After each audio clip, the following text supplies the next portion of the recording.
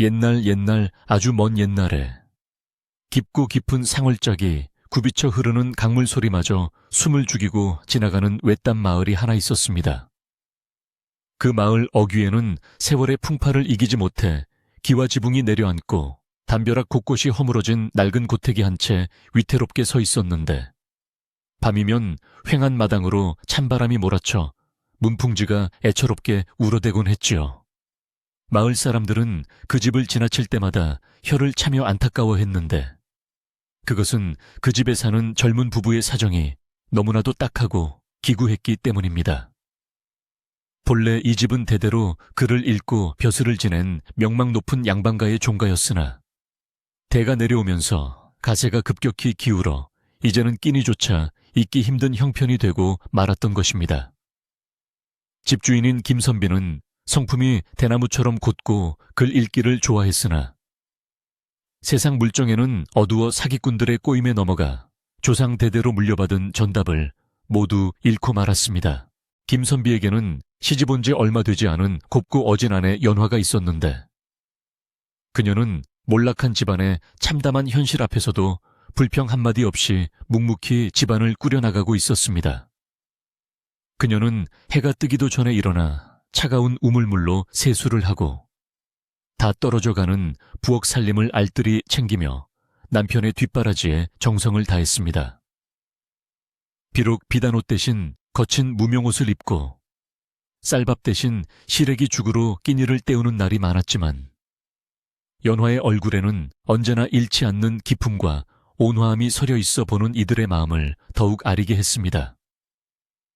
그녀는 남편이 기죽지 않고 글 공부에 매진할 수 있도록 밤늦게까지 삭바느질을 하며 호롱불 기름값을 마련했고, 남편이 잠든 후에는 부엌 한 구석에서 남몰래 눈물을 훔치며 조상님들께 집안을 다시 일으켜 세울 수 있게 해달라고 간절히 빌곤 했습니다.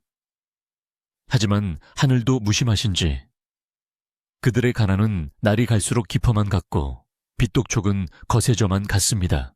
어느 늦가을 찬소리가 지붕 위에 하얗게 내려앉아 세상이 온통 잿빛으로 변해버린 날, 김선비는 사랑방에 앉아 책을 읽고 있었지만 글자가 눈에 들어오지 않았습니다. 밖에서는 빚쟁이들이 대문을 발로 차며 고함을 지르는 소리가 들려왔고, 그 소리는 김선비의 가슴을 후벼 파는 비수와도 같았기 때문입니다. 그는 자신의 무능함 때문에 사랑하는 아내까지 고생을 시킨다는 자책감에 괴로워하며 붓을 쥐고 있는 손을 부들부들 떨었고, 깊은 한숨을 내쉬며 천장을 올려다보았습니다. 낡은 천장 틈새로 들어온 황소바람이 촛불을 위태롭게 흔들었고, 그 그림자는 마치 김선비의 불안한 마음처럼 벽 위에서 어지럽게 춤을 추고 있었습니다. 그때 안방에서 조용히 바느질을 하던 연화가 사랑방 문을 열고 들어와 근심 가득한 남편의 손을 따뜻하게 잡으며 걱정하지 말라고 위로했지만, 그녀의 눈가에도 짙은 그늘이 드리워져 있기는 마찬가지였습니다. 마을에서 제일 가는 부자이자 고리대금업자인 최 부자는 김선빈의 집터와 뒷산에 있는 선산을 차지하기 위해 오래전부터 흉계를 꾸미고 있었습니다. 그는 김선비가 공웅할 때마다 친절한 척하며 돈을 빌려주었고, 이자를 눈덩이처럼 불려 이제는 도저히 갚을 수 없는 지경에 이르게 만들었습니다. 최 부자는 탐욕스러운 눈빛으로 허물어져 가는 고택을 바라보며 이 집만 차지하면 자신의 위세가 더욱 높아질 것이라 생각하고 입가에 비릿한 미소를 띠곤 했습니다. 그는 마을 사람들에게 김선비가 갚지도 못할 돈을 빌려 흥청망청 썼다는 헛소문을 퍼뜨려 김선비의 평판을 떨어뜨렸고, 사람들은 점차 김선비 부부를 측은하게 여기면서도 가까이 하기를 꺼리게 되었습니다. 고립무원의 처지에 놓인 김선비와 연화는 마치 거센 폭풍우 속에 놓인 작은 쪽배처럼 위태로운 나날을 보내고 있었습니다. 그러던 어느 날 최 부자가 거만하게 뒷짐을 지고 하인들을 대동하여 김선비의 집 마당으로 들어섰는데, 그의 발걸음 소리는 마치 저승사자의 발자국 소리처럼 무겁고 불길하게 들렸습니다. 그는 툇마루에 걸터앉아 곤방대를 탁탁 털며 김선비를 불러내었고, 주눅이 든 김선비가 방문을 열고 나오자마자 두꺼운 장부를 마당에 집어던지며 당장 빚을 갚지 않으면 관에 고발하여 옥살이를 시키겠다고 으름장을 놓았습니다. 김선비는 사색이 되어 무릎을 꿇고 한 번만 더 기회를 달라고 애원했지만 최 부자는 코웃음을 치며 차가운 눈빛으로 그를 내려다보았습니다. 부엌에서 이 광경을 지켜보던 연화의 가슴은 철렁 내려앉았고 그녀는 떨리는 손으로 치맛자락을 움켜쥐며 입술을 깨물었습니다. 최 부자는 단순히 돈을 받으러 온 것이 아니라 김선비의 숨통을 완전히 끊어놓기 위해 작정하고 찾아온 것이 분명해 보였습니다. 최 부자는 김선비의 간청을 듣는 둥 마는 둥 하더니 갑자기 능글맞은 표정으로 묘한 제안을 하나 던졌는데 그것은 듣는 이의 귀를 의심케 할 만큼 충격적인 내용이었습니다. 그는 자신이 후원하고 있는 남사당패가 곧 마을을 떠나 전국을 유랑할 예정인데 그 패거리에 밥을 짓고 옷을 기울 여자가 필요하니 김선비의 아내 연화를 그곳에 보내 일하게 하면 이자를 탕감해주고 원금 상환도 미루어 주겠다는 것이었습니다. 양반가의 며느리를 천한 광대패의 짐꾼으로 보내라는 말은 죽음보다 더한 모욕이자 수치였기에 김선비는 얼굴이 불그락푸르락해지며 결코 그럴 수 없다고 소리쳤습니다. 그러나 최 부자는 만약 이 제안을 거절하면 당장 집을 비우고 선산의 묘까지 파헤치겠다며 더욱 거세게 협박했고 김선비는 분노와 절망 사이에서 아무런 말도 하지 못한 채 바닥만 치며 통곡했습니다. 연화는 부들부들 떨리는 몸을 억누르며 마루로 나와 최 부자 앞에 섰는데 그녀의 눈빛은 공포에 질려 있으면서도 한편으로는 알 수 없는 결기로 빛나고 있었습니다. 그녀는 남편이 옥에 갇히고 조상님들의 묘소가 파헤쳐지는 꼴을 보느니 차라리 자신이 희생하여 집안을 지키는 것이 며느리 된 도리라고 생각했습니다. 연화는 최 부자를 똑바로 쳐다보며 그 제안을 받아들이면 확실히 빚독촉을 멈추고 집을 보존해 줄 것인지를 재차 물었고 최 부자는 예상치 못한 연화의 당돌함에 잠시 멈칫했으나 이내 비열한 웃음을 흘리며 약조하겠다고 대답했습니다. 김선비는 아내의 옷자락을 붙잡고 안 된다며 울부짖었지만 연화는 남편의 손을 부드럽게 감싸쥐며 눈물 고인 눈으로 고개를 가로저었습니다. 그것은 단순한 체념이 아니라 남편과 가문을 살리기 위한 피를 토하는 심정의 결단이었습니다. 그날 밤 김선빈의 집 안방에는 무거운 침묵만이 감돌았고 희미한 호롱불 아래 마주 앉은 부부는 서로의 얼굴을 바라보며 하염없이 눈물만 흘렸습니다. 김선빈은 자신이 못나 아내를 험한 곳으로 보내야 한다는 사실에 가슴을 치며 괴로워했고 연화는 그런 남편을 위로하며 잠시 다녀오는 길이라 생각하고 부디 건강을 챙기라고 당부했습니다.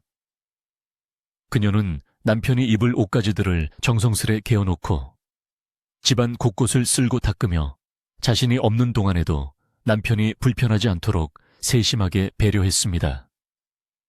창호지 문 밖에는 스산한 바람이 불어와 나뭇가지를 흔들었고 그 소리는 마치 두 사람의 이별을 슬퍼하는 자연의 울음소리처럼 들려와 밤의 정막을 더욱 깊게 만들었습니다. 연화는 남편의 가끈을 고쳐 매주며 반드시 살아서 돌아와 이 집을 다시 일으키겠노라고 마음속으로 굳게 다짐했습니다. 다음 날 아침 마을 어귀에는 떠날 채비를 마친 남사당패가 꽹과리를 치며 요란하게 모여들었고 연화는 작은 보따리 하나를 든 채 그들 틈에 섞여야만 했습니다. 마을 사람들은 웅성거리며 양반집 며느리가 광대패를 따라간다며 수군거렸고 어떤 이들은 혀를 차고 어떤 이들은 손가락질을 해댔습니다. 김선비는 대문 기둥을 붙잡고 멀어지는 아내의 뒷모습을 바라보며 목이 터져라 이름을 불렀지만 연화는 차마 뒤를 돌아보지 못하고 고개를 숙인 채 걸음을 재촉했습니다. 그녀의 발걸음 하나하나마다 눈물이 떨어져 흙바닥을 적셨고 낯선 사내들의 거친 말투와 시선 속에서 그녀는 두려움에 몸을 떨었지만 결코 약한 모습을 보이지 않으려 입술을 꽉 깨물었습니다. 남사당패의 우두머리인 꼭두소에는 그런 연화의 모습을 흥미롭다는 듯 혹은 안쓰럽다는 듯 묘한 눈빛으로 바라보고 있었습니다. 연화가 떠난 뒤 김선비의 집은 마치 주인을 잃은 무덤처럼 적막강산으로 변해버렸고 김선비는 며칠 동안 식음을 전폐하고 방 안에 틀어박혀 나오지 않았습니다. 그는 아내를 팔아먹은 못난 놈이라는 자책감에 시달리며 벽에 머리를 찍기도 하고 허공을 향해 최 부자에 대한 저주를 퍼붓기도 했지만 되돌아오는 것은 공허한 메아리뿐이었습니다. 방 안에는 연화가 쓰던 바느질 고리와 빗이 그대로 남아있어 그녀의 빈자리를 더욱 크게 느끼게 했고 부엌에는 차게 식은 아궁이만이 덩그러니 놓여 있었습니다. 김선비는 밤마다 꿈속에서 연화가 고된 일을 하며 눈물 흘리는 모습을 보고 소스라치게 놀라 깨어났고 그때마다 식은땀을 흘리며 긴 밤을 뜬 눈으로 지새워야만 했습니다. 그의 몸은 점점 야위어 갔고 눈빛은 초점을 잃고 흐릿해져 갔습니다. 한편 남사당패를 따라 나선 연화의 생활은 상상했던 것보다 훨씬 더 고달프고 험난했는데 그녀는 낮에는 무거운 짐을 나르고 밤에는 패거리들의 식사를 준비하며 잠시도 쉴 틈 없이 일해야 했습니다. 거친 광대들은 양반집 규수였던 연화를 은근히 무시하며 굳은 일을 도맡아 시켰고 잠자리 또한 춥고 불편하기 짝이 없는 천막 구석이었습니다. 하지만 연화는 불평 한마디 없이 묵묵히 자신의 일을 해냈고 오히려 남는 식재료를 모아 배고픈 어린 광대들에게 나눠주는 등 따뜻한 마음씨를 베풀었습니다. 처음에는 그녀를 경계하던 패거리 사람들도 점차 그녀의 성실함과 고운 심성에 마음을 열기 시작했고 특히 험상궂은 외모와 달리 속정이 깊은 꼭두소에는 연화가 예사로운 여인이 아님을 직감하고 그녀를 유심히 지켜보기 시작했습니다. 연화는 고된 노동 속에서도 틈틈이 남편에게 보낼 편지를 쓰며 그리움을 달랬지만 그 편지를 전할 길은 막막하기만 했습니다. 어느 날 남사당패가 큰 장터에서 공연을 준비하고 있을 때 연화는 우연히 꼭두쇠와 최 부자의 하인이 은밀하게 대화를 나누는 장면을 목격하게 되었습니다. 하인은 꼭두쇠에게 두툼한 돈주머니를 건네며 무언가 지시를 내리고 있었고 꼭두소에는 곤란한 표정으로 고개를 끄덕이고 있었습니다. 연화는 직감적으로 그들의 대화가 자신 혹은 자신의 남편과 관련이 있음을 깨닫고 숨을 죽인 채 텐트 뒤에 숨어 귀를 기울였습니다. 바람소리에 묻혀 대화 내용이 명확히 들리지는 않았지만 문서와 비밀이라는 단어가 연화의 귓가를 스치고 지나갔습니다. 심장이 쿵쿵 뛰기 시작한 연화는 최 부자가 단순히 빚 때문에 자신을 이곳으로 보낸 것이 아닐지도 모른다는 의구심을 품게 되었고 그날 밤부터 남사당패의 짐 속에 숨겨진 비밀을 찾기 위해 조심스럽게 움직이기 시작했습니다. 마을에 홀로 남겨진 김선비는 폐인처럼 지내다가 어느 날 문득 아내가 떠나기 전 마지막으로 남긴 당부 부디 건강을 챙기시고 집안을 지켜주세요 라는 말을 떠올리고는 자리에서 벌떡 일어났습니다. 그는 비틀거리는 몸을 이끌고 우물가로 가서 찬물을 한 바가지 들이켜 정신을 차린 후 마당에 자라난 자풀을 뽑고 방안을 정돈하며 다시금 삶의 의지를 다졌습니다. 비록 아내는 곁에 없지만 그녀가 목숨처럼 지키고자 했던 이 집을 자신이 망가뜨려서는 안 된다는 생각이 들었기 때문입니다. 김선비가 마당을 쓸고 있을 때 집안 대대로 내려오던 늙은 하인 박노인이 지팡이를 짚고 찾아와 김선비를 바라보며 혀를 끌끌 찼습니다. 박노인은 김선비의 아버지 때부터 이 집안을 섬겨온 충직한 인물로 최 부자의 횡포를 누구보다 잘 알고 있는 사람이었습니다. 박노인은 김선비에게 다가와 쭈글쭈글한 손으로 김선비의 어깨를 두드리며 서방님, 이대로 당하고만 계실 겁니까? 애씨가 저리 가신 게 단순히 빚 때문이라고 생각하십니까? 라고 의미심장한 말을 던졌습니다. 김선비는 박노인의 말에 귀가 번쩍 뜨여 무슨 뜻이냐고 되물었고, 박노인은 주위를 두리번거리더니 목소리를 낮추어 최 부자가 김선빈의 집터를 노리는 진짜 이유가 따로 있다고 속삭였습니다. 그는 옛 어르신들로부터 들은 이야기라며 이 집터 어딘가에 가문의 중흥을 이끌 보물이 숨겨져 있다는 소문이 있으며 최 부자가 그것을 차지하기 위해 빚을 구실로 집을 빼앗으려 한다는 것이었습니다. 김선비는 그 말이 터무니없는 소리처럼 들리면서도 한편으로는 최 부자의 집요한 괴롭힘이 설명되는 것 같아 고개를 끄덕였습니다. 그 시각 연화는 남사당패에 짐수레를 정리하다가 바닥 깊숙한 곳에 숨겨진 낡은 나무 상자를 발견하게 되었습니다. 상자는 자물쇠로 굳게 잠겨 있었지만 허술하게 관리된 탓에 틈새가 살짝 벌어져 있었습니다. 연화는 주위의 눈치를 살피며 떨리는 손으로 상자 틈새를 들여다보았고 그 안에는 붉은 인주가 묻은 여러 장의 종이 뭉치가 들어있는 것을 확인했습니다. 그것은 단순한 장부가 아니라 누군가와 맺은 은밀한 계약서들임이 분명해 보였습니다. 연화는 직감적으로 이 상자 안에 최 부자와 남사당패 그리고 자신의 남편을 얽어매고 있는 거대한 음모의 실타래가 들어있음을 깨달았습니다. 그녀는 언젠가 반드시 이 상자를 열어 진실을 밝혀내리라 다짐하며 서둘러 짐수레를 원래대로 덮어두었습니다. 김선비는 박노인의 조언을 듣고 난 후 집안 곳곳을 뒤지며 혹시나 있을지 모를 단서를 찾기 시작했습니다. 다락방의 묵은 먼지를 뒤집어쓰고 창고의 낡은 항아리들을 하나하나 살펴보며 그는 조상들이 남긴 흔적을 쫓았습니다. 그러던 중 서재의 낡은 책장 뒤편 벽지 틈새에서 오래된 편지 한 통을 발견하게 되었는데 그 편지는 돌아가신 아버지가 남긴 유서와도 같은 글이었습니다. 편지에는 집안에 큰 위기가 닥치거든 마루 밑을 살펴보라는 짧은 문구와 함께 알 수 없는 문양이 그려져 있었습니다. 김선비의 손은 걷잡을 수 없이 떨렸고 그는 이것이 아내를 되찾고 가문을 살릴 수 있는 희망의 불씨가 될 것임을 직감했습니다. 날이 저물고 어둠이 짙게 깔리자 김선비는 호롱불을 들고 조심스럽게 마루 밑으로 기어 들어갔습니다. 퀴퀴한 곰팡이 냄새와 거미줄이 얼굴을 덮쳤지만 그는 아랑곳하지 않고 바닥을 더듬어 나갔습니다.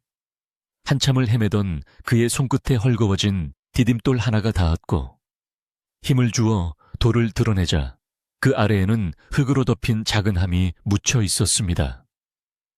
김선비는 숨을 죽이며 함을 꺼내 들었고 흙을 털어내자 그 함의 뚜껑에는 아까 편지에서 보았던 것과 똑같은 문양이 새겨져 있었습니다. 그는 쿵쾅거리는 심장을 부여잡고 함을 안방으로 가져와 떨리는 마음으로 뚜껑을 열 준비를 했습니다. 과연 이 안에 든 것은 무엇이며 이것이 최 부자의 악행을 막을 수 있는 방패가 되어줄 것인가? 김선비의 임에는 굵은 땀방울이 맺혔습니다.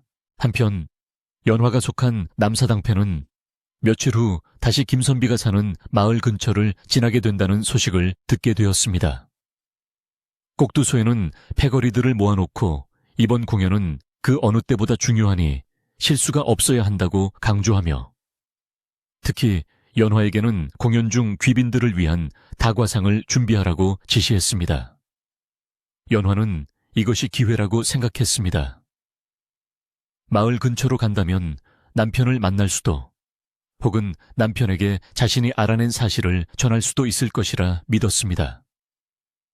그녀는 밤잠을 줄여가며 공연 준비를 도왔고 틈틈이 꼭두새의 눈을 피해 짐수레에 있는 비밀 상자에 접근할 방법을 궁리했습니다. 그녀의 머릿속에는 오로지 남편을 구하고 집으로 돌아가겠다는 일념뿐이었습니다. 하지만 최 부자 또한 가만히 있지 않았습니다. 그는 남사당패가 마을 근처로 온다는 소식을 듣고 하인들을 시켜 감시를 강화하도록 명령했고, 특히 김선비가 허튼 수작을 부리지 못하도록 집 주위를 철저히 감시하게 했습니다. 그는 자신이 꾸민 계략이 완벽하다고 믿고 있었지만 김선비가 마루 밑에서 무언가를 발견했다는 사실은 꿈에도 모른 채 승리감에 도취되어 있었습니다. 최 부자의 집 사랑방에서는 그가 뇌물을 써서 매수한 관아의 관리들과 함께 술판이 벌어졌고, 그들은 김선비의 집터에 지을 새로운 별장을 논하며 낄낄거리고 웃어댔습니다. 그 웃음소리는 밤바람을 타고 김선비의 귀에까지 들려와 그의 분노를 더욱 부채질했습니다. 드디어 남사당패가 마을 인근 장터에 도착했고, 화려한 깃발과 꽹과리 소리가 사람들을 불러 모았습니다. 연화는 분주하게 움직이는 사람들 틈에서 먼 발치로 보이는 익숙한 산세를 바라보며 눈시울을 붉혔습니다. 저 산 너머에 자신의 집이 있고 그리운 남편이 있을 터였습니다. 그녀는 품속에 고이 간직해온 작은 쪽지를 꺼내어 만지작거렸습니다. 그 쪽지에는 그녀가 엿들은 최 부자의 비밀과 짐수레 속 상자에 대한 내용이 적혀 있었습니다. 이것을 어떻게든 남편에게 전해야만 이 싸움에서 이길 수 있었습니다. 그때 누군가 그녀의 어깨를 툭 쳤고, 놀란 연화가 뒤를 돌아보자 그곳에는 뜻밖의 인물이 서 있었습니다. 그는 바로 마을 장터에 물건을 팔러 나온 낯익은 이웃집 아낙네였습니다. 아낙네는 연화를 보고 소스라치게 놀라 입을 다물지 못했지만 연화는 재빨리 검지손가락을 입술에 대며 조용히 하라는 신호를 보냈습니다. 연화는 주위를 살핀 뒤 아낙네의 손을 잡고 구석진 곳으로 데려가 자신의 억울한 사정을 짧게 설명하고 품속의 쪽지를 건네주며 남편 김선비에게 전해달라고 간곡히 부탁했습니다. 아낙네는 연화의 초췌해진 모습과 절박한 눈빛에 마음이 움직여 고개를 끄덕이며 꼭 전해주겠노라 약속했습니다. 연화는 아낙네의 손을 잡고 고맙다는 말을 몇 번이나 되뇌었고, 아낙네가 멀어지는 모습을 보며 안도의 한숨을 내쉬었습니다. 이제 주사위는 던져졌고 운명의 시간은 점점 다가오고 있었습니다. 김선비는 밤새 마루 밑에서 찾아낸 함 속의 내용물을 확인하고 경악을 금치 못했습니다. 그 안에는 집안의 족보와 함께 최 부자의 조상이 김선비의 조상에게 빚을 지고 땅을 담보로 잡혔던 오래된 차용증 원본이 들어있었던 것입니다. 세월이 흘러 종이색은 바랬지만 그 내용은 명확했습니다. 오히려 빚을 진 쪽은 김선비가 아니라 최 부자 집안이었으며, 최 부자는 이 사실을 숨기고 문서를 없애기 위해 김선비 집안을 몰락시키려 했던 것이었습니다. 김선비는 분노로 몸을 떨며 주먹을 꽉 쥐었습니다. 이제야 모든 의문이 풀렸고 자신이 무엇을 해야 할지 명확해졌습니다. 그는 함을 다시 소중히 갈무리하고 동이 트기만을 기다렸습니다. 다음 날 아침, 이웃집 아낙네가 헐레벌떡 김선빈의 집으로 뛰어들어와 연화의 쪽지를 전해주었습니다. 쪽지를 읽은 김선비의 눈에는 불꽃이 튀었습니다. 아내가 남사당패 안에서 찾아낸 비밀 상자와 자신이 발견한 고문서가 합쳐진다면 최 부자의 악행을 만천에 드러내고 아내를 되찾아올 수 있을 것이라 확신했습니다. 그는 박노인과 함께 머리를 맞대고 거사를 도모하기 위한 계획을 세우기 시작했습니다. 남사당패의 공연이 열리는 날, 그곳에서 모든 것을 밝히기로 결심한 김선비의 표정은 예전의 유약한 서생의 모습이 아니었습니다. 바람은 점점 거세지고 먹구름이 몰려오는 하늘 아래 운명을 건 한판 승부가 서서히 그 막을 올리고 있었습니다. 연화가 남사당패를 따라 마을을 떠난 뒤 계절은 어느덧 깊은 겨울의 문턱을 넘어섰습니다. 산골 마을의 밤은 길고도 혹독하여 매서운 칼바람이 문풍지를 뚫고 들어와 아랫목의 옹기마저 차갑게 식혀버리곤 했습니다. 마을 사람들 사이에는 흉흉한 소문이 꼬리에 꼬리를 물고 퍼져나갔는데 그 내용은 듣는 이의 마음을 더욱 춥게 만드는 것들이었습니다. 가을가 빨래터에 모인 안악들은 언손을 호호 불어가며 양반과 며느리가 빚 때문에 광대패를 따라가 험한 꼴을 당하고 있을 것이라 수군거렸고 사랑방에 모인 사내들은 최 부자의 위세가 하늘을 찌르니 이제 이 마을에서 김선빈의 집안은 완전히 끝장난 것이나 다름없다고 혀를 찼습니다. 소문은 바람을 타고 김선비의 귀에도 들어갔지만 그는 예전처럼 괴로워하거나 귀를 막지 않았습니다. 그의 눈빛은 깊은 연못처럼 고요해졌고 마음속에는 차가운 이성이라는 칼날이 서슬 퍼렇게 벼려지고 있었기 때문입니다. 김선비는 밤마다 호롱불 심지를 돋우며 마루 밑에서 찾아낸 조상의 낡은 문서를 읽고 또 읽었습니다. 그 문서는 단순히 최 부자 집안이 과거에 빚을 졌다는 사실만을 담고 있는 것이 아니었습니다. 거기에는 최 부자의 조부인 최가놈이 김선비의 조부로부터 땅을 빌려 소작을 붙이면서 흉년이 들 때마다 교묘하게 곡식의 양을 속이고 장부를 조작했던 기록들이 낱낱이 적혀 있었습니다. 심지어 관아의 아전들을 매수하여 김선비 집안의 땅 문서를 위조하려 했던 정황까지 상세히 기록되어 있어 읽으면 읽을수록 김선비의 손은 분노로 부들부들 떨렸습니다. 그는 이 명백한 증거를 가지고 당장이라도 관아로 달려가고 싶었지만 지금의 고을 원님조차 최 부자의 뇌물에 넘어가 한통속이 되어 있다는 사실을 잘 알고 있었기에 섣불리 움직일 수 없었습니다. 그는 때를 기다리며 박노인과 함께 은밀하게 방역을 준비했습니다. 그러던 어느 날 최 부자의 집 사랑방에서는 은밀하고도 불길한 대화가 오가고 있었습니다. 최 부자는 뜨끈한 아랫목에 앉아 비단 이불을 덮고 있었지만 왠지 모를 한기를 느끼며 몸을 떨었습니다. 그는 김선비가 폐인이 되어 죽어가거나 마을을 떠날 것이라 예상했지만 들려오는 소문에 의하면 김선비의 눈빛이 전보다 더 형형해지고 집안을 단속하며 무언가를 꾀하는 듯하다는 것이었습니다. 의심 많은 최 부자는 자신의 신복인 거칠게 생긴 하인 마당쇠를 불러들였습니다. 그는 마당쇠에게 김선빈의 집을 샅샅이 뒤져 혹시라도 자신에게 해가 될 만한 물건이 남아있는지 확인하고 김선비에게 겁을 주어 길을 완전히 꺾어 놓으라고 지시했습니다. 최 부자는 자신이 꾸민 가짜 빚 문서가 완벽하다고 믿으면서도 마음 한구석에 자리 잡은 불안감을 떨쳐낼 수 없었던 것입니다. 다음 날 대낮 마당쇠를 앞선 건장한 장정 서너시 몽둥이를 들고 김선빈의 집으로 들이닥쳤습니다. 그들은 대문을 발로 차 부수다시피 열고 들어와 마당에 있던 장독들을 닥치는 대로 깨부수며 행패를 부리기 시작했습니다. 빚을 갚지 못하면 집이라도 내놓으라고 하지 않았느냐? 주인놈은 어디 숨었느냐?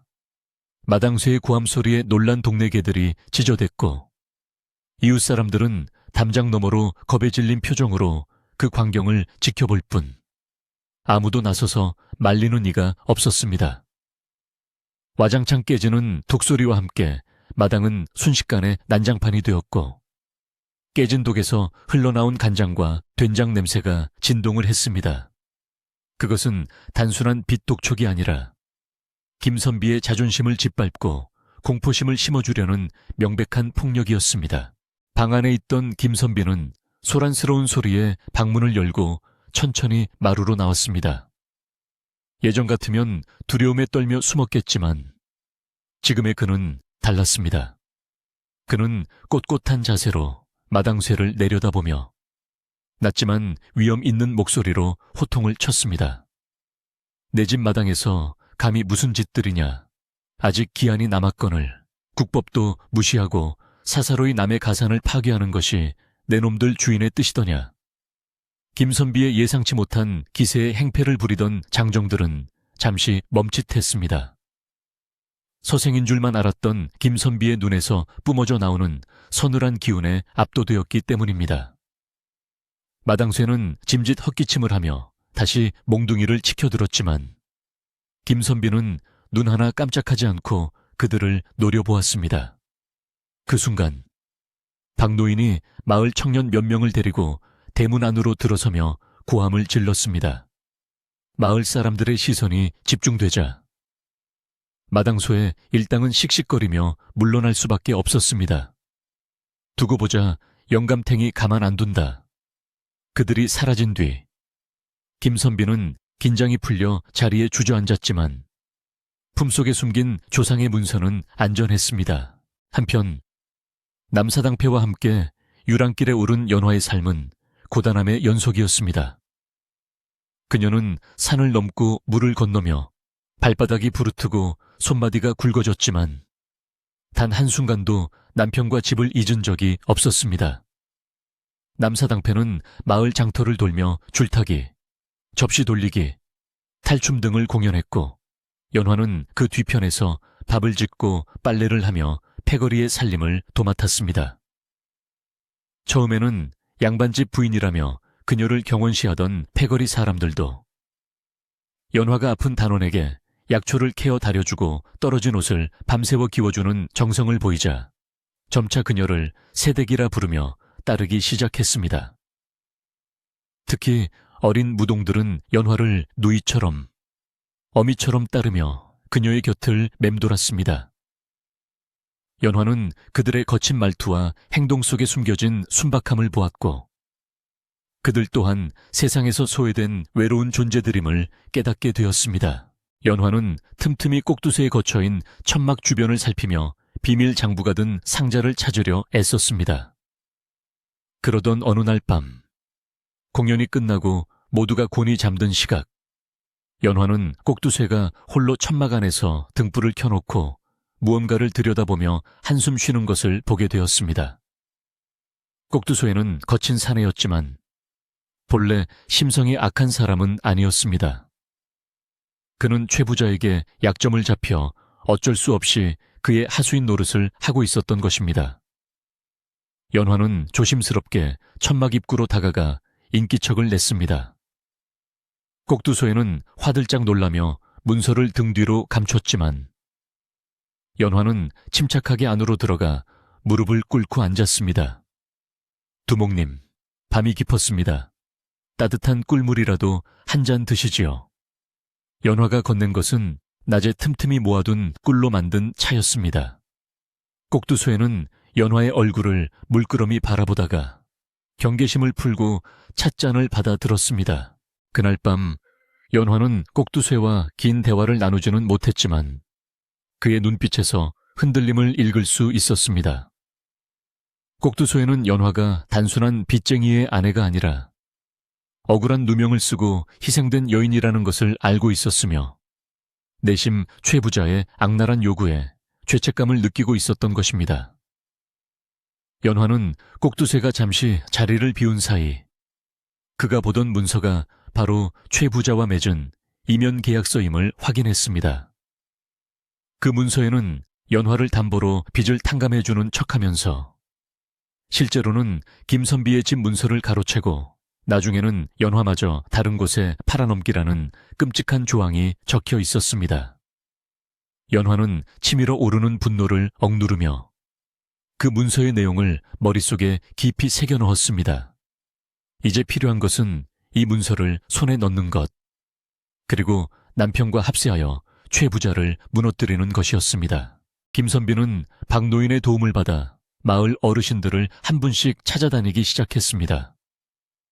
그는 자신의 억울함을 감정에 호소하는 대신 조상 대대로 내려온 마을의 의리와 도리에 대해 이야기하며 사람들의 마음을 움직였습니다. 최부자가 마을의 공유지인 숲을 훼손하고 냇물의 물길을 자신의 논으로만 돌려놓아 다른 농가들이 피해를 보고 있다는 사실을 지적하며 이것이 단순히 자신만의 문제가 아님을 설득했습니다. 처음에는 최부자의 보복이 두려워 쉬쉬하던 마을 사람들도 김선비의 논리 정연한 말과 박노인의 호소에 조금씩 동요하기 시작했습니다. 양반님 말이 맞구먼. 최 부자 그 양반. 욕심이 너무 과해. 사랑방의 여론이 조금씩 바뀌기 시작했고 이는 최 부자에게 가장 큰 위협이 되었습니다. 최 부자는 마을 분위기가 심상치 않게 돌아가자 초조해지기 시작했습니다. 그는 돈으로 사람을 부릴 수는 있었지만 사람의 마음까지 살 수는 없다는 것을 몰랐습니다. 그는 남사당패 꼭두소에게 전가를 보내 예정보다 빨리 마을로 돌아와 큰 구판을 벌이라고 재촉했습니다. 구판의 흥겨움으로 사람들의 불만을 잠재우고 그 자리에서 김선비에게 공개적으로 망신을 주어 마을에서 완전히 매장시키려는 속셈이었습니다. 최 부자는 꼭두소에게 이번 판에서 실수하면 내 놈들의 목숨줄도 끊어질 줄 알아라 는 협박성 편지를 보냈고 이 편지는 아이러니하게도 연화가 짐을 정리하던 중 발견하게 되었습니다. 연화는 이 편지가 또 하나의 결정적인 증거가 될 수 있음을 직감했습니다. 남사당패가 마을로 돌아오는 날이 정해지자 연화는 본격적인 행동에 나섰습니다. 그녀는 평소 자신을 잘 따르던 날쌘 무동 다리를 조용히 불렀습니다. 다리는 부모 없이 떠돌다 남사당패에 들어온 아이로 연화가 친동생처럼 아껴주던 아이였습니다. 연화는 다리에게 자신의 사정을 털어놓으며 도움을 청했습니다. 달아, 내가 이 상자 안에 든 것을 잠시 꺼내야 하는데 네가 망을 좀 봐줄 수 있겠니? 다리는 연화의 비장한 눈빛을 보고 고개를 끄덕였습니다. 새댁 누님, 걱정 마요. 내가 눈 하나는 밝으니까. 다리의 도움으로 연화는 모두가 잠든 새벽 마침내 꼭두소의 궤짝을 열고 이면 계약서 원본을 손에 넣을 수 있었습니다. 그녀는 콩닥거리는 가슴을 진정시키며 계약서를 자신의 속치마 깊숙한 곳에 꿰매어 숨겼습니다. 계약서를 손에 넣은 연화는 이제 남편에게 이 사실을 알리고 거사를 도모할 방법을 고민했습니다. 그녀는 남사당패가 마을로 들어갈 때 자신이 입을 옷을 준비했습니다. 그것은 허름한 짐꾼의 옷이 아니라 양반과 며느리로서의 기품을 보여줄 수 있는 정갈한 옥색 저고리와 남색 치마였습니다. 비록 낡고 색이 바랬지만 그녀가 시집올 때 입었던 그 옷을 곱게 다듬어 놓았습니다. 그녀는 짐꾼으로서가 아니라 당당한 김선비의 아내로서 마을 사람들 앞에 서리라 다짐했습니다. 그리고 꼭두소에게 다가가 조용히 말을 건넸습니다. 두목님, 이번 마을 공연에서는 제가 춤을 한번 춰도 되겠습니까? 꼭두소에는 연화의 뜻밖의 제안에 놀란 표정을 지었지만 그녀의 눈 속에 담긴 결연한 의지를 읽고는 말없이 고개를 끄덕였습니다. 김선비는 아내의 소식을 기다리며 매일 밤잠을 설쳤습니다. 그러던 어느 날 밤, 대문 틈으로 작은 돌멩이 하나가 날아들었습니다. 돌멩이에는 종이가 묶여 있었고 거기에는 익숙한 아내의 필체로 이렇게 적혀 있었습니다. 보름날 큰 마당놀이판에서 뵙겠습니다. 진실을 밝힐 준비가 되었습니다. 김선비는 종이를 가슴에 품고 뜨거운 눈물을 흘렸습니다. 드디어 때가 온 것입니다. 그는 박노인을 불러 비장한 목소리로 말했습니다. 박노인, 마을 사람들을 모두 모아주게. 그리고 관아의 사또가 행차할 때를 맞춰야 하네. 내 모든 것을 걸고 최 부자와 맞설 것이네. 박노인은 주인의 굳건한 모습에 눈시울을 붉히며 힘차게 대답했습니다. 네, 서방님, 제 목숨을 바쳐서라도 사람들을 모으겠습니다. 결전의 날이 다가오고 있었습니다. 하늘에는 먹구름이 잔뜩 끼어 금방이라도 눈이 쏟아질 듯했고 바람은 더욱 거세게 불어와 나뭇가지를 흔들었습니다. 마을 어귀에는 남사당패의 깃발이 펄럭이기 시작했고 꽹과리와 징소리가 멀리서부터 울려 퍼졌습니다. 최 부자는 자신의 승리를 확신하며 비단옷을 차려입고 감에 올랐고 김선비는 허름한 도포자락을 휘날리며 집을 나섰습니다. 각자의 패를 쥔 사람들이 하나의 장소로 모여들고 있었고 마을의 운명을 가를 거대한 폭풍이 몰아치기 직전의 고요함이 감돌았습니다. 연화는 속치마 속에 숨겨진 문서를 다시 한번 확인하며 떨리는 손으로 가슴을 쓸어내렸습니다. 서방님, 조금만 기다리세요. 제가 갑니다. 그녀의 눈빛은 그 어느 때보다 강인하게 빛나고 있었습니다. 마을 사람들은 웅성거리며 장터마당으로 모여들었습니다. 오늘 판이 그렇게 크다며 최 부자가 돈을 많이 썼다던데 사람들의 호기심 어린 눈빛 뒤로 긴장감이 흘렀습니다. 무대 뒤편에서 연화는 마지막 준비를 마치고 거울 속에 비친 자신의 얼굴을 바라보았습니다. 야위었지만 눈빛만은 살아있는 자신의 모습. 그녀는 깊은 숨을 들이마시며 무대 쪽을 바라보았습니다. 저 너머에 남편이 있고 원수가 있고 그리고 지켜야 할 진실이 있었습니다. 진기 크게 한 번 울리고 드디어 마당놀이에 서막이 올랐습니다. 장터의 흙먼지가 바람에 일렁이고 꽹과리와 징소리가 하늘을 찌를 듯 울려 퍼지자 마을 사람들은 하나둘씩 마당놀이판이 벌어지는 공터로 모여들기 시작했습니다. 남사당패의 요란한 등장은 조용하던 산골 마을의 정막을 단숨에 깨뜨렸고 사람들의 얼굴에는 호기심과 기대감이 뒤섞인 묘한 흥분이 감돌았습니다. 아이들은 신이 나서 뜀박질을 해대고 어른들은 삼삼오오 모여 웅성거렸지만 그 왁자지껄한 소음 밑바닥에는 알 수 없는 긴장감이 흐르고 있었습니다. 오늘은 단순히 광대들의 재주를 구경하는 날이 아니라 마을의 운명을 쥐고 흔들려는 최 부자와 그에 맞서려는 김선비의 보이지 않는 기싸움이 펼쳐질 운명의 날임을 모두가 직감하고 있었기 때문입니다. 하늘에는 회색빛 구름이 낮게 드리워져 있어 금방이라도 눈발이 날릴 듯한 날씨였지만 장터의 열기는 그 추위마저 녹일 듯 뜨겁게 달아올랐습니다. 마당 한가운데 가장 전망이 좋은 상석에는 최 부자가 비단 방석을 깔고 거만하게 앉아 있었는데 그의 주위에는 건장한 하인들이 병풍처럼 둘러서서 위세를 과시하고 있었습니다. 최 부자는 값비싼 술상을 앞에 두고 곰방대를 입에 문 채 아래쪽을 내려다보며 흡족한 듯 비릿한 미소를 짓고 있었습니다. 그는 자신의 돈과 권력으로 마을 사람들을 쥐락펴락할 수 있다고 믿었고 오늘 이 자리에서 자신의 힘을 다시 한번 확인시키려 했습니다. 남사당패가 흥을 돋우기 위해 상모를 돌리고 덤블링을 할 때마다 최 부자는 엽전 꾸러미를 던져주며 짐짓 호탕한 척을 했지만 그 눈빛은 먹이를 노리는 뱀처럼 차갑고 탐욕스러웠습니다. 마을 사람들은 최 부자의 눈치를 살피며 억지 웃음을 지었지만 속으로는 그의 오만방자함에 혀를 내두르고 있었습니다. 그때 장터 입구 쪽에서 사람들이 홍해 갈라지듯 길을 터주며 누군가가 걸어 들어왔는데 그는 바로 며칠 전까지만 해도 폐인이나 다름없었던 김선비였습니다. 그러나 오늘 김선비의 모습은 예전의 초라한 행색이 아니었습니다.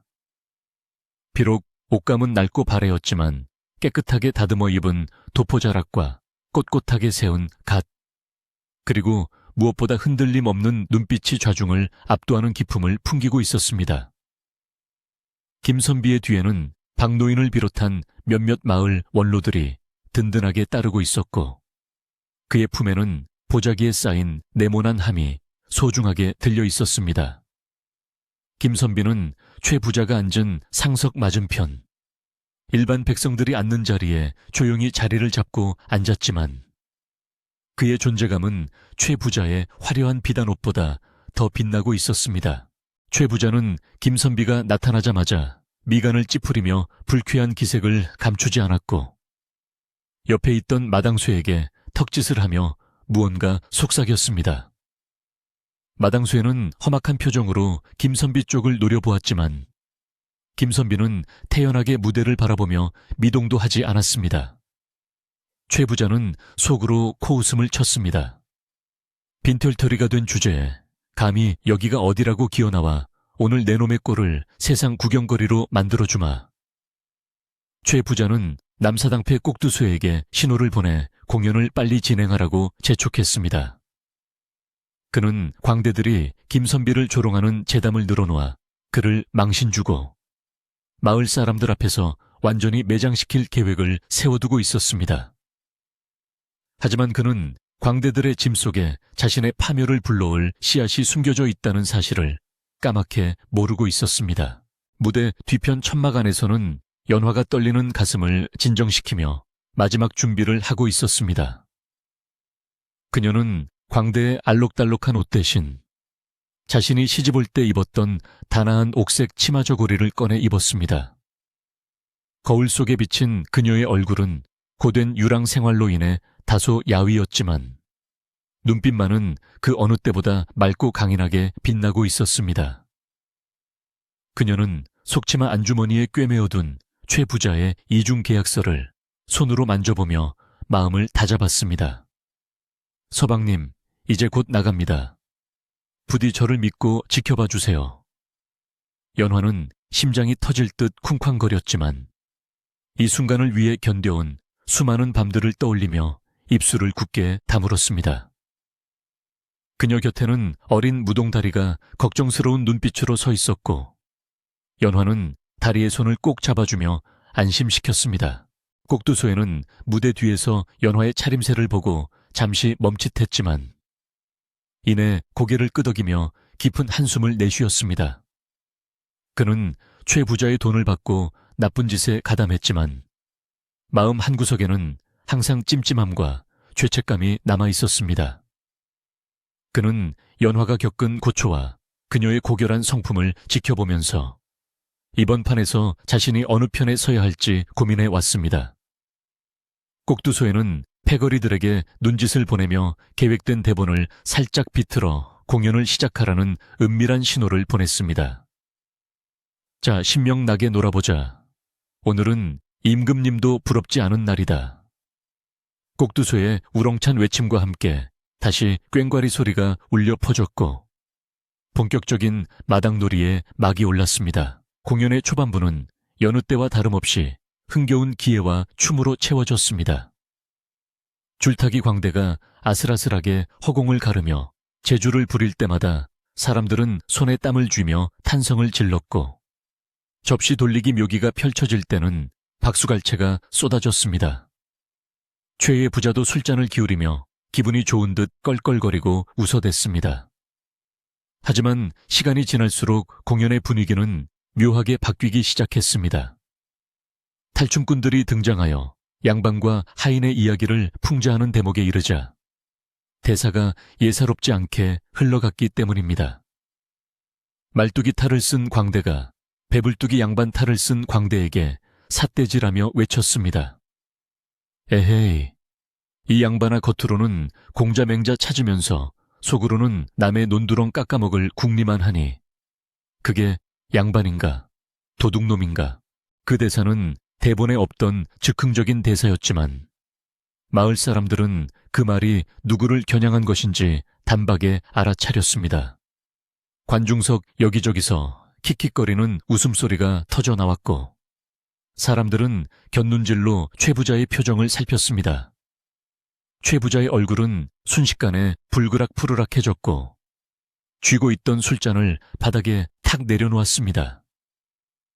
그러나 말뚝이 광대는 아랑곳하지 않고 더욱 신랄하게 풍자를 이어갔습니다. 남의 집 귀한 며느리 빚 대신 데려다가 짐꾼 부려먹는 놈은 짐승만도 못한 놈이지. 암 그렇고 말고 이 말은 마치 비수처럼 최 부자의 가슴에 꽂혔고 장터의 분위기는 찬물을 끼얹은 듯 싸늘해졌습니다. 사람들은 숨을 죽이며 다음 상황을 주시했습니다. 최 부자는 참다 못해 벌떡 일어나 고래고래 소리를 질렀습니다. 이놈들 감히 누구 앞에서 주둥아리를 함부로 놀리느냐. 당장 공연을 멈추지 못할까. 그의 고함 소리에 음악이 뚝 끊기고 광대들은 짐짓 놀란 척하며 멈춰 섰습니다. 그러나 꼭두소에는 능청스럽게 앞으로 나와 허리를 굽히며 말했습니다. 아이고, 나으리, 그저 놀이판에서 하는 실없는 소리에 왜 이리 정색을 하십니까? 도둑제발 저린다는 옛말이 틀린 게 하나도 없구먼요. 꼭두새에 뼈있는 농담에 마을 사람들은 폭소를 터뜨렸고 최 부자는 분노로 몸을 부들부들 떨었습니다. 그는 하인들에게 당장 무대로 난입하여 광대들을 끌어내리라고 명령했습니다. 하인들이 몽둥이를 들고 무대 쪽으로 우르르 몰려들려는 찰나 객석에 앉아있던 김선비가 조용히 자리에서 일어났습니다. 그의 움직임은 크지 않았지만 그 안에 담긴 위험은 하인들의 발걸음을 멈칫하게 만들기에 충분했습니다. 김선비는 천천히 그리고 또렷한 목소리로 말했습니다. 멈추어라. 놀이판의 주인은 구경꾼들이거늘 어찌 사사로운 감정으로 판을 깨려 하는가. 내 오늘 이 자리에서 볼 것이 더 남았으니 썩 물러가라. 김선비의 목소리에는 서리빨 같은 기세가 서려 있었고 박노인과 마을 청년들이 김선비의 곁을 지키며 하인들을 막아섰습니다. 마을 사람들도 그렇소 계속하게 두시오 라며 김선비의 편을 들기 시작했습니다. 최 부자는 예상치 못한 방역에 당황하며 뒷걸음질 쳤습니다. 항상 유약하고 힘없어 보이던 김선비가 마을 사람들의 지지를 받으며 자신에게 맞서는 모습은 처음 보는 것이었습니다. 그는 식은땀을 흘리며 주위를 둘러보았지만 모두가 차가운 눈빛으로 자신을 쳐다보고 있음을 깨달았습니다. 그때 무대 뒤편에서 옥색 치마 저고리를 입은 여인이 조용히 걸어 나왔습니다. 탈도 쓰지 않고 광대에 화장도 하지 않은 그녀의 등장에 장터는 일순간 정적에 휩싸였습니다. 사람들은 눈을 의심하며 수근거렸습니다. 아니, 저 사람은 김선비 댁 며느리 연화 아씨가 아닌가. 정말이네. 남사당패를 따라갔다더니 저기서 나오네. 연화는 꼿꼿한 자세로 무대 중앙에 섰습니다. 그녀의 시선은 곧바로 객석에 있는 남편 김선비에게로 향했습니다. 수척해진 얼굴이지만 서로를 바라보는 두 사람의 눈빛은 그 어떤 말보다 깊은 대화를 나누고 있었습니다. 고생 많았소, 부인. 서방님, 드디어 우리가 만났습니다. 연화는 천천히 고개를 돌려 높은 자리에 서 있는 최 부자를 똑바로 쳐다보았습니다. 그녀의 눈빛에는 두려움 대신 서슬퍼런 분노와 진실을 밝히겠다는 의지가 가득 차 있었습니다. 최 부자는 연화의 당당한 모습에 기가 질려 털썩 자리에 주저앉고 말았습니다. 자신이 짐꾼으로 팔아넘긴 여자가 저토록 기품 있는 모습으로 자신을 노려볼 줄은 꿈에도 상상하지 못했기 때문입니다. 연화는 떨리지만 또렷한 목소리로 입을 열었습니다. 마을 어르신들, 그리고 여기 계신 모든 분들, 저는 이 마을 김선비의 아내 연화입니다. 제가 오늘 이 자리에 선 것은 광대 노름을 하려는 것이 아니라 우리 집안과 저를 벼랑 끝으로 내몬 추악한 진실을 밝히기 위해서입니다. 그녀의 목소리는 장터 구석구석까지 울려 퍼졌고 사람들은 침을 꼴깍 삼키며 그녀의 입에 주목했습니다. 바람소리마저 잦아든 듯 장터에는 팽팽한 긴장감이 감돌았습니다.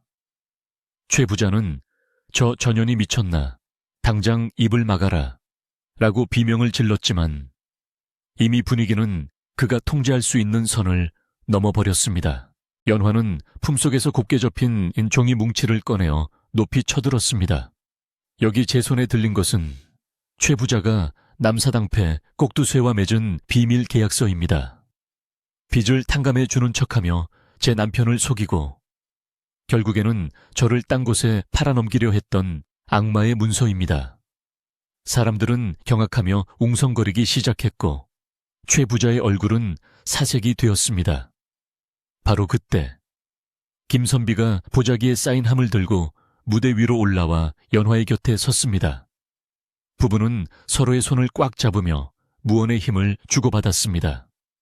두 사람의 모습은 마치 거센 파도 앞에서도 흔들리지 않는 바위처럼 단단해 보였습니다. 김선비는 보자기를 풀고 함뚜껑을 열어 그 안에 든 낡은 문서들을 꺼내 보였습니다. 그리고 여기 있는 것은 최 부자의 조부가 우리 조부님께 빚을 지고 땅을 빌려 썼다는 명백한 증거이자 차용증입니다. 최 부자는 이 사실을 덮기 위해 대대로 우리 집안을 핍박하고 급기야는 문서를 위조하여 제 아내까지 빼앗으려 했습니다. 김선비의 외침은 천둥소리처럼 장터를 뒤흔들었습니다. 마을 사람들은 충격에 휩싸여 입을 다물지 못했습니다. 그동안 양반이라고 떵떵거렸던 최 부자가 사실은 빚쟁이의 후손이었고 은인인 김선비 집안을 파멸로 몰고 갔다는 사실은 상상조차 할 수 없는 일이었기 때문입니다. 최 부자는 쥐구멍이라도 찾고 싶은 심정이었지만 도망칠 곳은 없었습니다. 사방이 마을 사람들로 둘러싸여 있었고 그들의 눈빛은 경멸과 분노로 이글거리고 있었습니다. 마당쇠를 비롯한 하인들도 이미 전세를 파악하고 슬금슬금 뒷걸음질치며 도망칠 기회를 엿보고 있었습니다. 꼭두소에는 무대 한 구석에서 팔짱을 끼고 이 광경을 지켜보며 쓴웃음을 지었습니다. 결국 터질 것이 터졌군. 사필귀정이라 했던가. 그는 연화가 내민 계약서가 진짜임을 증언해줄 준비를 하고 있었습니다. 이제 모든 진실이 수면 위로 떠올랐고 거짓으로 쌓아올린 최 부자의 성은 와르르 무너져 내릴 일만 남았습니다. 김선비는 문서를 높이 들어 보이며 최 부자를 향해 마지막 일가를 날렸습니다. 최 부자 하늘이 무섭지도 않으냐. 내 죄를 내 입으로 실토하고 조상님들과 마을 사람들 앞에 석고대죄하라. 김선비의 호통에 최 부자는 다리에 힘이 풀려 바닥에 엎어지고 말았습니다. 그의 화려한 비단옷은 흙먼지로 뒤범벅이 되었고 벗겨진 갓은 바닥을 뒹굴었습니다. 연화는 눈물이 고인 눈으로 남편을 바라보았고 김선비는 따뜻한 눈길로 아내를 다독였습니다. 두 사람은 이제 더 이상 피해자가 아니었습니다. 그들은 진실의 칼을 쥐고 악을 심판하는 심판자가 되어 그곳에 서 있었습니다. 마을 사람들은 분노하며 최 부자를 관하로 끌고 가라. 우리 땅도 돌려내라. 고 소리치기 시작했습니다. 그동안 최 부자에게 억눌려왔던 울분이 한꺼번에 터져 나온 것입니다. 박노인은 지팡이를 들어 땅을 내리치며 옳소 이제야 세상이 바로 돌아가는구먼 하고 외쳤습니다. 눈발이 하나둘씩 날리기 시작했지만 사람들의 열기는 식을 줄을 몰랐습니다. 연화와 김선비 그리고 마을 사람들 모두가 하나 되어 최 부자를 압박하는 그 순간 장터마당은 정의를 구현하는 심판의 장으로 변해 있었습니다. 남사당패의 악사들도 꽹과리를 다시 울리며 이 극적인 반전을 응원하는 듯한 가락을 연주하기 시작했습니다. 이제 남은 것은 명확한 심판과 마무리뿐이었습니다. 김선비는 관아의 사또가 이 소란을 듣고 출동할 것임을 알고 있었고 그에 대비한 증인들까지 확보해둔 상태였습니다. 최 부자가 빠져나갈 구멍은 어디에도 없었습니다. 연화는 잡고 있던 남편의 손에 더욱 힘을 주었습니다. 차가운 겨울바람 속에서도 두 사람의 맞잡은 손은 불덩이처럼 뜨거웠습니다. 이것은 단순한 승리가 아니라 잃어버렸던 삶과 명예, 그리고 사랑을 되찾는 위대한 여정의 정점이었습니다. 눈발이 흩날리는 장터의 소란스러움이 절정에 달했을 때 멀리서 비켜라 사또 행차시다 하는 우렁찬 외침과 함께 육모방망이를 든 포졸들이 인파를 헤치고 나타났습니다. 최 부자의 행패와 김선비의 억울한 사연이 얽히고 설켜 장터가 곧 폭발할 것 같은 험악한 분위기로 치닫자 누군가 관에 급히 알린 것이 분명했습니다. 갑작스러운 관군의 등장에 흥분했던 마을 사람들은 홍해 갈라지듯 양옆으로 물러섰고 꽹과리를 치던 남사당패들도 악기를 내리고 바닥에 납작 엎드렸습니다. 가마에서 내린 고을 원님은 서리빨 같은 표정으로 좌중을 둘러보았는데 평소 최 부자의 뇌물을 받아먹으며 눈 감아주던 그였으나 이렇게 수백 명의 백성이 지켜보는 공개된 장소에서 터져나온 명백한 비리 앞에서는 감히 사사로운 정을 베풀 수 없는 상황임을 직감했습니다. 원님은 엄숙한 목소리로 이 소란이 도대체 무엇이냐 라고 호통을 쳤고 그 소리는 장터의 찬 공기를 가르며 쩌렁쩌렁하게 울려 퍼졌습니다. 바닥에 엎어져 있던 최 부자는 이것이 마지막 기회라고 생각하고 벌떡 일어나 원님 앞으로 달려가 넙죽절을 올리며 억지를 부리기 시작했습니다. 사또나으리 저 천한 광대놈들과 몰락한 양반, 나부랭이가 합세하여 선량한 백성인 저를 모함하고 밀란을 꾀하려 하고 있습니다. 당장 저놈들을 포박하여 엄벌에 처해 주십시오. 최 부자는 거짓 눈물까지 흘리며 자신의 억울함을 호소하려 했으나 그의 목소리는 두려움에 심하게 떨리고 있었습니다. 하지만 김선비는 조금도 위축되지 않고 앞으로 나아가 정중하게 예를 갖춘 뒤 침착하고 또렷한 목소리로 말했습니다. 사또, 밀란이 아니옵니다. 여기 명백한 증거들이 있사오니 부디 굽어 살피시어 흑백을 가려 주시옵소서. 김선비의 당당한 태도와 최 부자의 비굴한 모습은 누가 보아도 대조적이었으며 이를 지켜보는 백성들의 눈빛은 이미 판결을 내린 듯 김선비를 향해 응원을 보내고 있었습니다.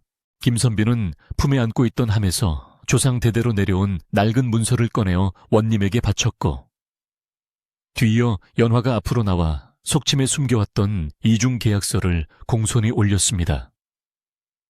원님은 관아에 형방을 시켜 두 문서를 면밀히 검토하게 했는데 형방이 돋보기를 들이대고 문서를 살피는 동안 장터에는 숨막히는 침묵만이 흘렀습니다. 잠시 후 형방이 원님에게 다가가 귓속말을 전하자 원님의 미간이 꿈틀거리며 굳어졌습니다. 낡은 종이에 적힌 차용증은 수십 년 전에 관인이 찍힌 명백한 진본이었고 연화가 가져온 계약서에는 최 부자의 인장이 선명하게 찍혀 있어 그가 김선비의 재산을 가로채고 부인을 팔아넘기려 했던 흉계가 고스란히 드러나 있었기 때문입니다. 모든 것이 만천에 드러나는 순간이었습니다. 원님은 손에 든 부채를 탁 소리나게 접으며 최 부자를 향해 벼락 같은 호통을 쳤습니다. 내 이놈 명색이 고을의 유지라는 자가 힘없는 양반을 속여 가산을 탈취하고 그것도 모자라 조강지처를 짐승처럼 팔아넘기려 했다니 네, 죄가 하늘에 닿고도 남음이 있다. 원님의 일갈에 최 부자는 얼굴이 흙빛이 되어 바닥에 머리를 찌으며 살려달라고 애원했습니다. 아이고, 사또 억울합니다. 저 문서들은 모두 조작된 것입니다. 제가 어찌 감히 그런 짓을 하겠습니까? 끝까지 발뺌하는 최 부자의 모습에 마을 사람들은 야유를 퍼부었고 어떤 이들은 돌멩이를 던지려다 포졸들에게 제지당하기도 했습니다. 악에 바친 최 부자는 남사당패 꼭두새를 가리키며 저놈이 시킨 짓입니다 라고 뒤집어 씌우려 했지만 이는 오히려 자신의 무덤을 파는 꼴이 되었습니다. 조용히 상황을 지켜보던 꼭두새가 앞으로 성큼성큼 걸어나와 원님 앞에 무릎을 꿇고 진실을 고백하기 시작했습니다. 사또, 저는 천한 광대이오나 거짓을 말하지는 않습니다. 저 최 부자가 제게 돈을 주며 김선비 댁 부인을 데려가라 사주했고 나중에는 쥐도 새도 모르게 다른 곳으로 팔아넘기라는 지시까지 내렸습니다. 여기 제품에 그가 준 돈주머니가 있사오니 이것이 바로 증거입니다. 꼭두새가 묵직한 돈주머니를 바닥에 던지자 엽전들이 짤랑거리는 소리를 내며 흩어졌습니다. 꼭두새의 증언은 결정타가 되어 최 부자의 마지막 변명마저 무색하게 만들었습니다.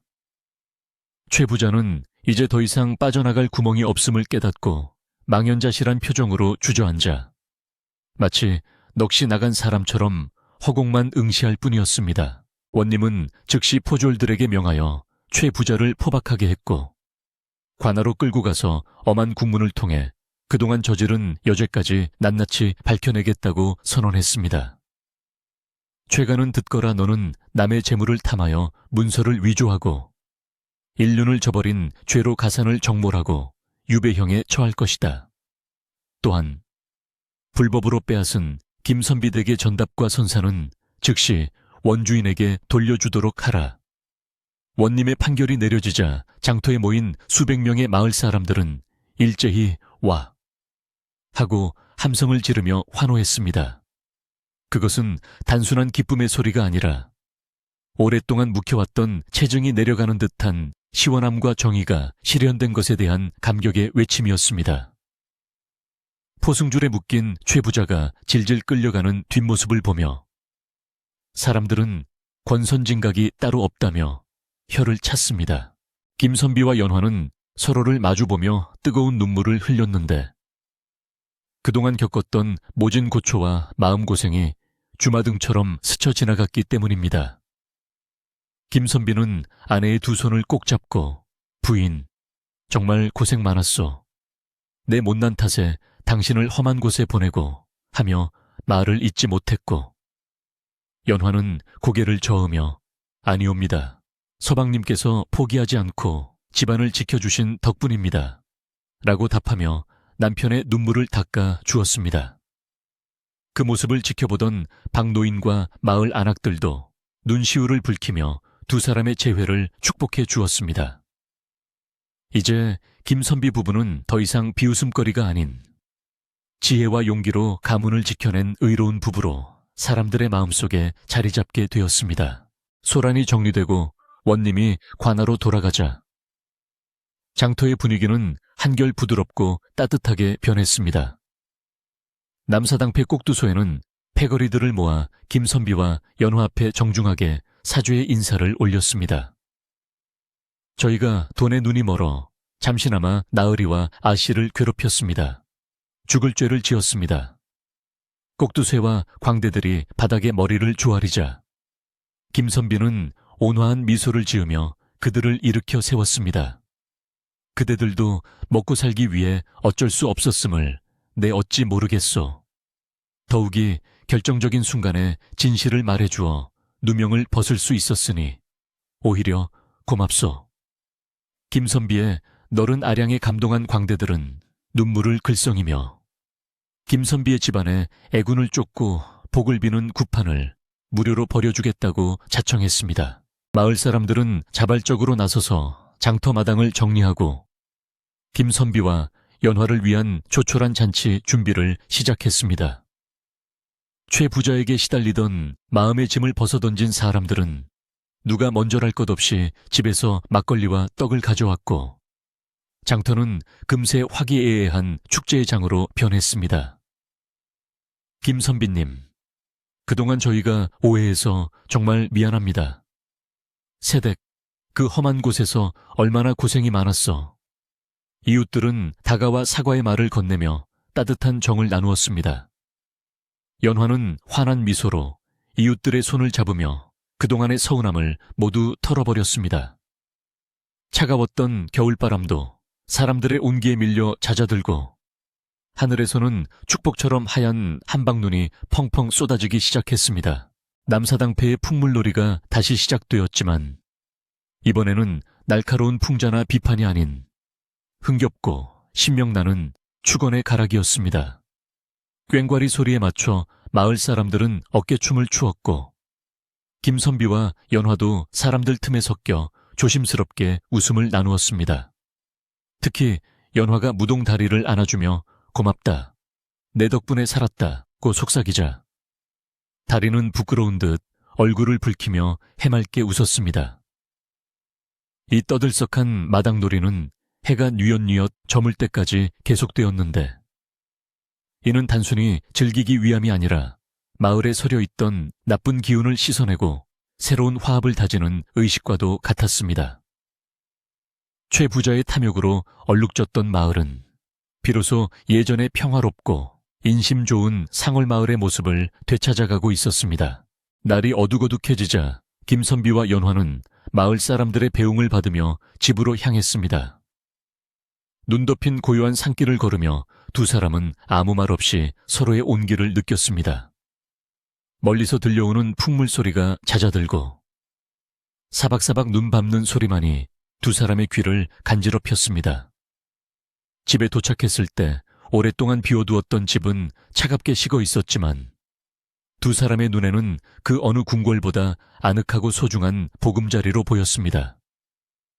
김선비는 대문을 활짝 열며 이제야 진짜 우리 집으로 돌아왔구려 라고 감개무량한 목소리로 말했고, 연화는 말없이 고개를 끄덕이며 익숙한 마당으로 발을 들여놓았습니다. 허물어진 담벼락과 자풀이 무성한 마당조차도 이제는 희망의 터전으로 보였습니다. 연화는 곧바로 부엌으로 들어가 익숙한 솜씨로 아궁이에 불을 지피기 시작했습니다. 오랫동안 사용하지 않아 눅눅해진 아궁이였지만 연화의 정성스러운 손길이 닿자 금세 타닥타닥 소리를 내며 붉은 불꽃이 피어올랐습니다. 김선비는 우물가에서 물을 길어와 부엌 항아리에 가득 채웠고 방 안의 먼지를 털어내며 잠자리를 마련했습니다. 굴뚝에서 피어오르는 하얀 연기는 밤하늘로 흩어지며 이 집에 다시 사람의 온기가 돌기 시작했음을 온 세상에 알렸습니다.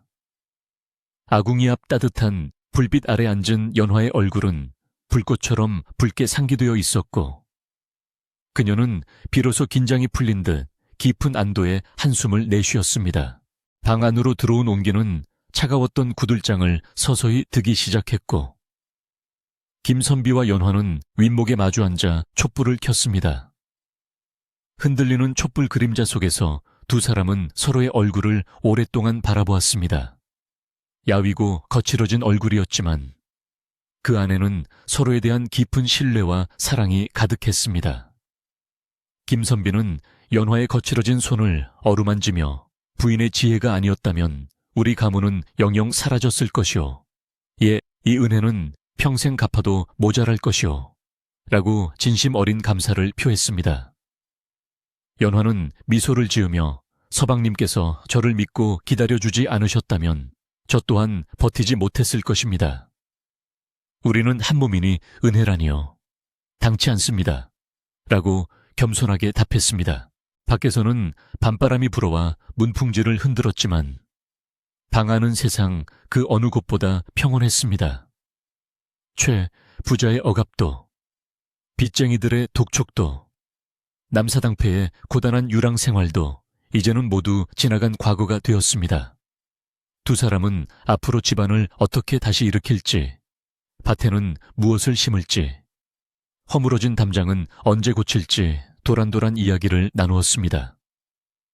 그것은 거창한 계획이 아니라 소박하고 평범한 일상을 되찾기 위한 행복한 고민들이었습니다. 밤이 깊어가면서 마을의 개 짖는 소리도 잦아들고 세상은 하얀 눈 속에 파묻혀 깊은 잠에 빠져들었지만 김선빈의 사랑방 창문에는 늦은 밤까지 따뜻한 불빛이 꺼질 줄을 몰랐습니다. 다음 날 아침 마을 사람들은 누가 먼저랄 것 없이 김선빈의 집으로 모여들어 집수리를 돕기 시작했습니다. 장정들은 무너진 담벼락을 다시 쌓고 안악들은 부엌 살림을 거들며 김선비 부부의 새 출발을 응원했습니다. 박노인은 지팡이를 짚고 마당을 거닐며 흐뭇한 미소를 지었고 어린아이들은 마당에서 뛰어놀며 생기를 불어넣었습니다. 최 부자가 빼앗아갔던 전답의 문서가 관아로부터 정식으로 반환되자 김선비는 마을 사람들에게 소장료를 낮추어주고 함께 잘 살아보자고 제안하여 큰 박수를 받았습니다. 탐욕이 사라진 자리에 나눔과 배려가 싹트기 시작한 것입니다. 그렇게 며칠이 지나고 남사당패가 마을을 떠나는 날이 되었습니다. 연화는 정성스럽게 빚은 떡과 술을 들고 마을 어귀까지 나가 그들을 배웅했습니다. 꼭두소에는 연화에게 깊이 고개를 숙이며 A씨의 기계와 지혜를 평생 잊지 못할 것입니다. 부디 행복하십시오. 라고 작별 인사를 건넸습니다. 무동다리는 연화의 품에 안겨 눈물을 글썽겼고 연화는 다리의 등을 토닥이며 언제든 다시 찾아오라고 다독였습니다. 꽹과리 소리와 함께 멀어져 가는 남사당패의 뒷모습을 보며 연화는 비로소 자신을 옥죄었던 지난날의 악몽에서 완전히 벗어난 느낌을 받았습니다. 이제 그녀 앞에는 사랑하는 남편과 함께 만들어갈 희망찬 미래만이 펼쳐져 있었습니다. 김선비는 대문 앞에서 돌아오는 연화를 맞이하며 환하게 웃어주었습니다. 그의 뒤로는 말끔하게 수리된 기와지붕 위로 파란 하늘이 펼쳐져 있었고 처마 밑에는 겨운에 말려둔 시래기가 바람에 흔들리고 있었습니다. 부인, 이제 들어가서 점심을 듭시다. 김선비의 평범한 한마디가 연화에게는 세상에서 가장 달콤한 음악처럼 들렸습니다. 두 사람은 나란히 마루에 걸터앉아 따뜻한 햇살을 받으며 마당 구석에서 피어나는 이름 모를 작은 풀꽃을 바라보았습니다. 혹독한 추위를 이겨내고 피어난 그 꽃처럼 그들의 삶도 시련을 딛고 다시 아름답게 피어나고 있었습니다.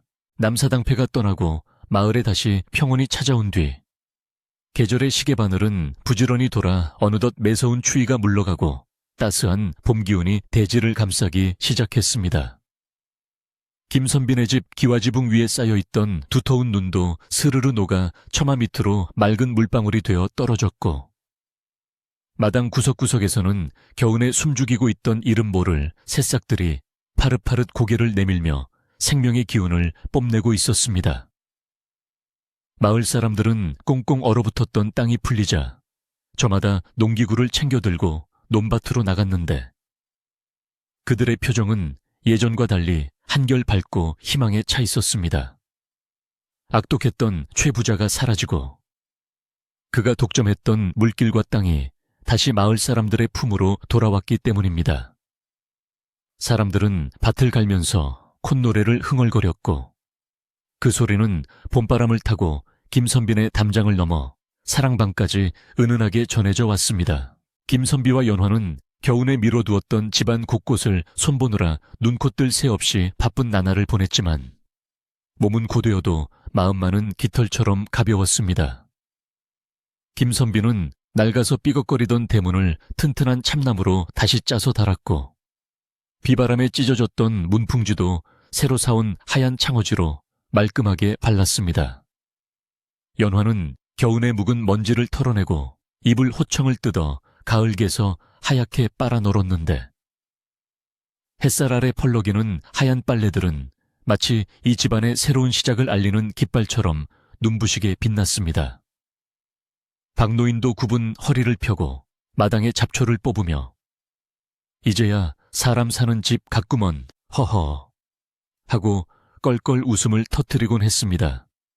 집안 어디를 둘러보아도 어두운 그늘은 찾아볼 수 없었고 오직 따스한 봄 햇살만이 가득했습니다. 김선비는 예전처럼 방 안에만 틀어박혀 글만 읽는 서생으로 남지 않기로 결심했습니다. 그는 낮에는 걷어붙인 소매 사이로 땀방울을 흘리며 박노인에게 농사일을 배우기 시작했습니다.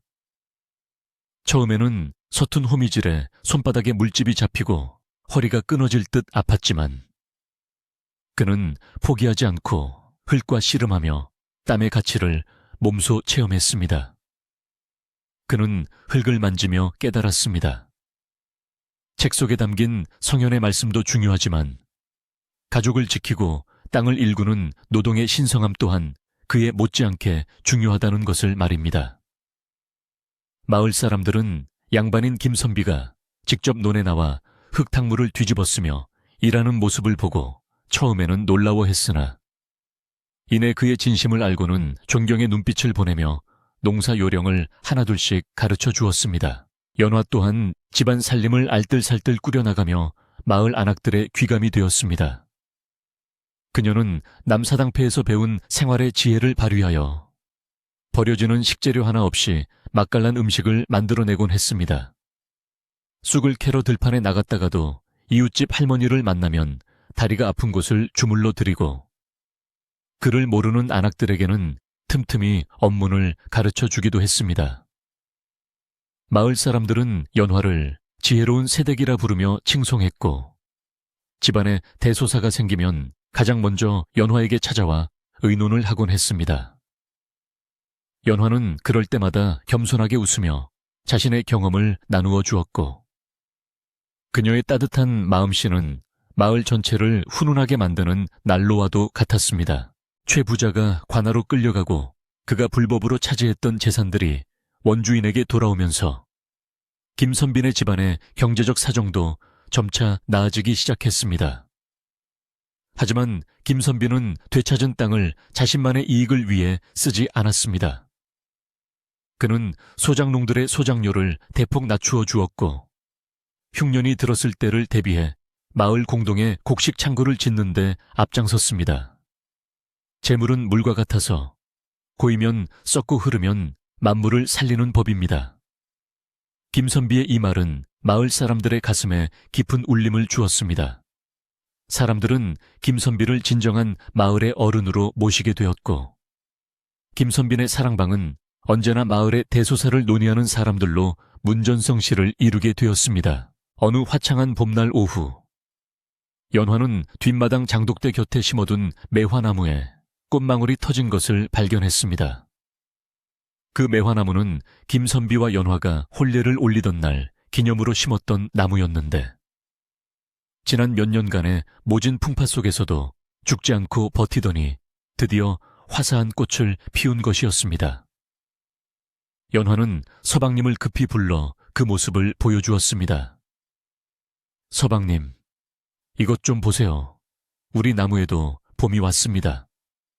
김선비는 활짝 핀 매화꽃을 바라보며 연화의 어깨를 감싸 안았습니다. 그렇구려. 추운 겨울을 이겨내고 피어난 저 꽃이 마치 우리 부부 같소.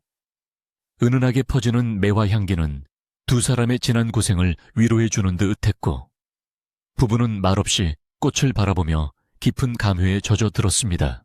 해가 뉘엿뉘엿 저물고 저녁 연기가 피어오를 무렵, 김선빈의 부엌에서는 구수한 된장찌개 냄새가 흘러나왔습니다.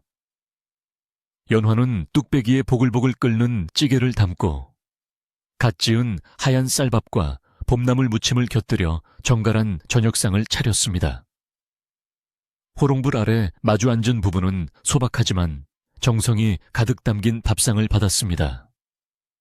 김선비는 숟가락을 들며 임금님 수라상이 부럽지 않소 라고 말하며 흐뭇해했고, 연화는 많이 드시고 기운 내세요 라며 남편의 밥그릇에 통통한 조기 한 점을 올려주었습니다.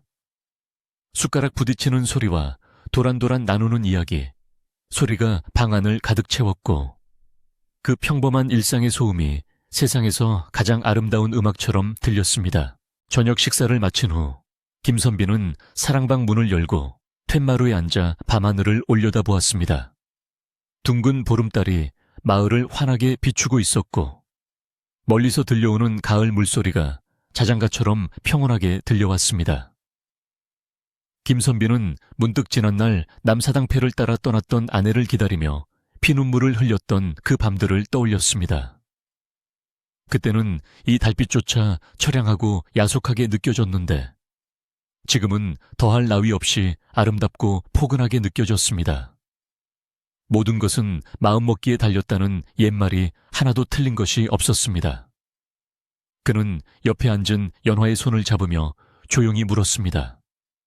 부인, 그때 그 험한 길을 떠날 때 무섭지 않았소? 연화는 잠시 생각에 잠긴 듯 하더니 밤하늘의 별을 바라보며 담담하게 대답했습니다. 무서웠지요. 발길이 떨어지지 않을 만큼 두려웠습니다.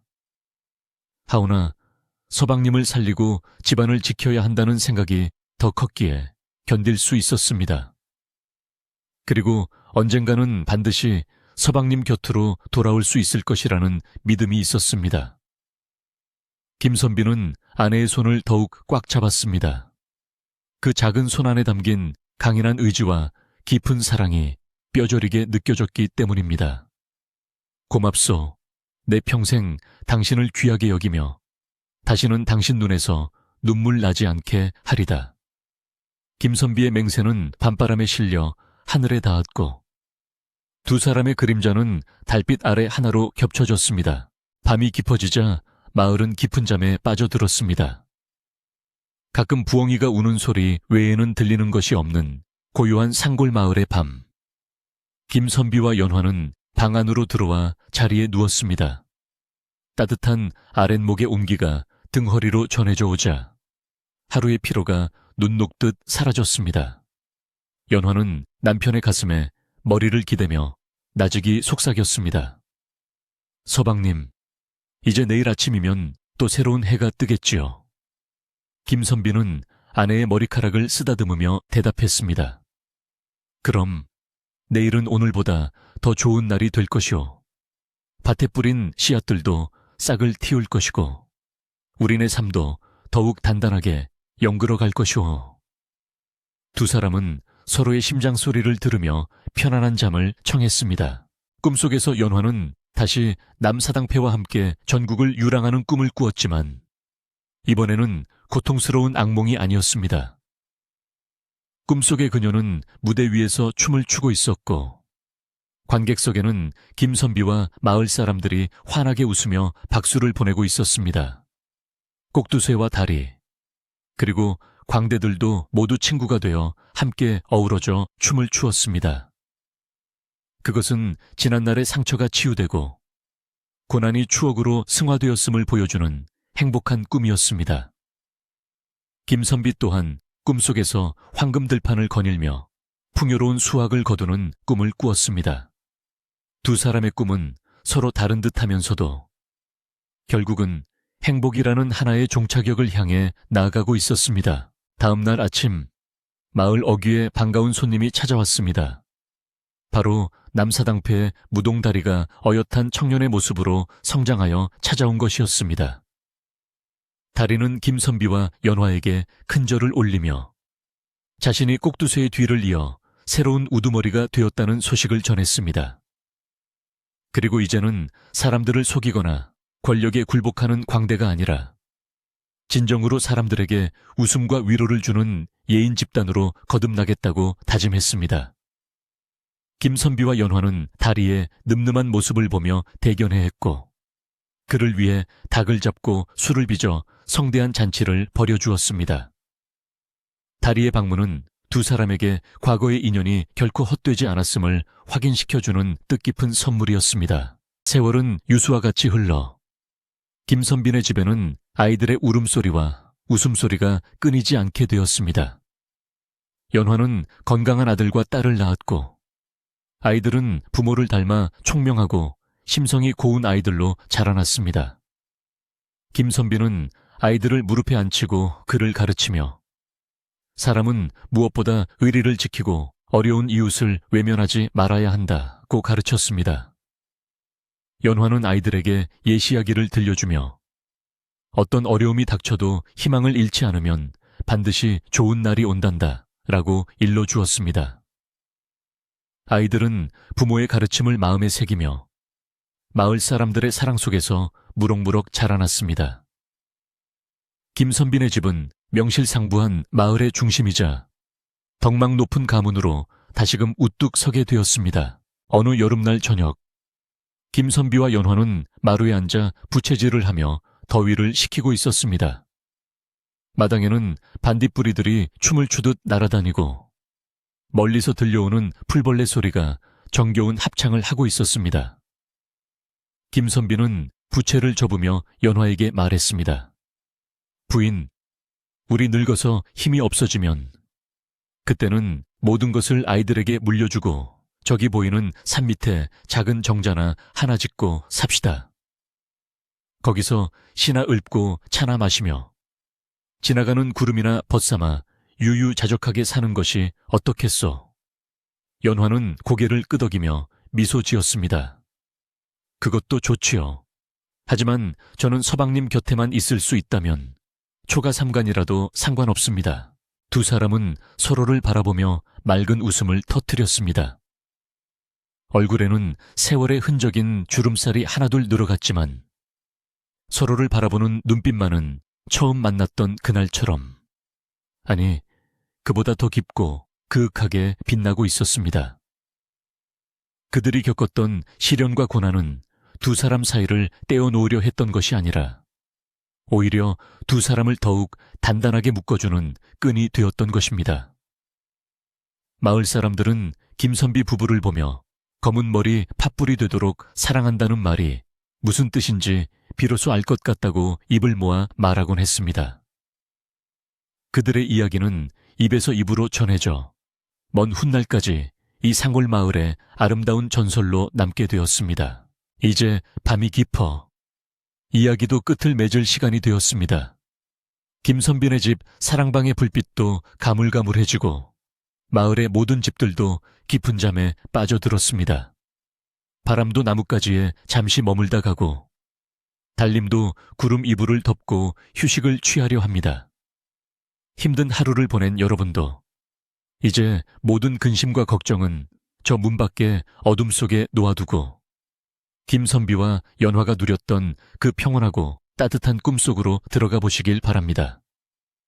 내일 아침에는 여러분의 창가에도 희망이라는 이름의 따스한 햇살이 비칠 것입니다. 오늘 들려드린 이야기, 남사당패에 팔려간 세댁이 몰락한 서방의 운명을 뒤바꾼 비밀은 결국 서로를 믿고 아끼는 마음이 세상의 어떤 악보다 강하다는 것을 보여준 우리들의 예시이야기였습니다.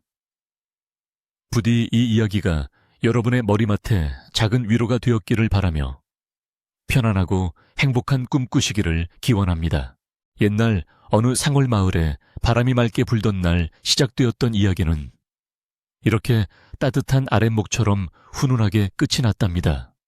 모두 안녕히 주무세요.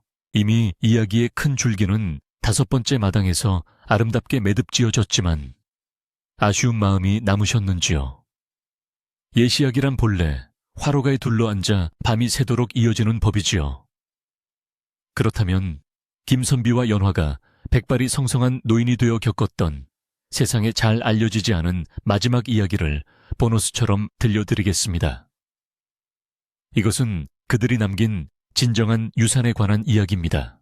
제6부 다시 돌아온 인연과 영원히 지지 않는 등불 세월은 흐르는 물과 같아서 잡을 수도 막을 수도 없는 법이라. 김선빈의 집 마당의 매화나무가 수십 번 꽃을 피우고 지는 동안 검은 머리 팥불이 되도록 살겠다던 두 사람의 머리카락에도 어느덧 하얀 서리가 내려앉았습니다.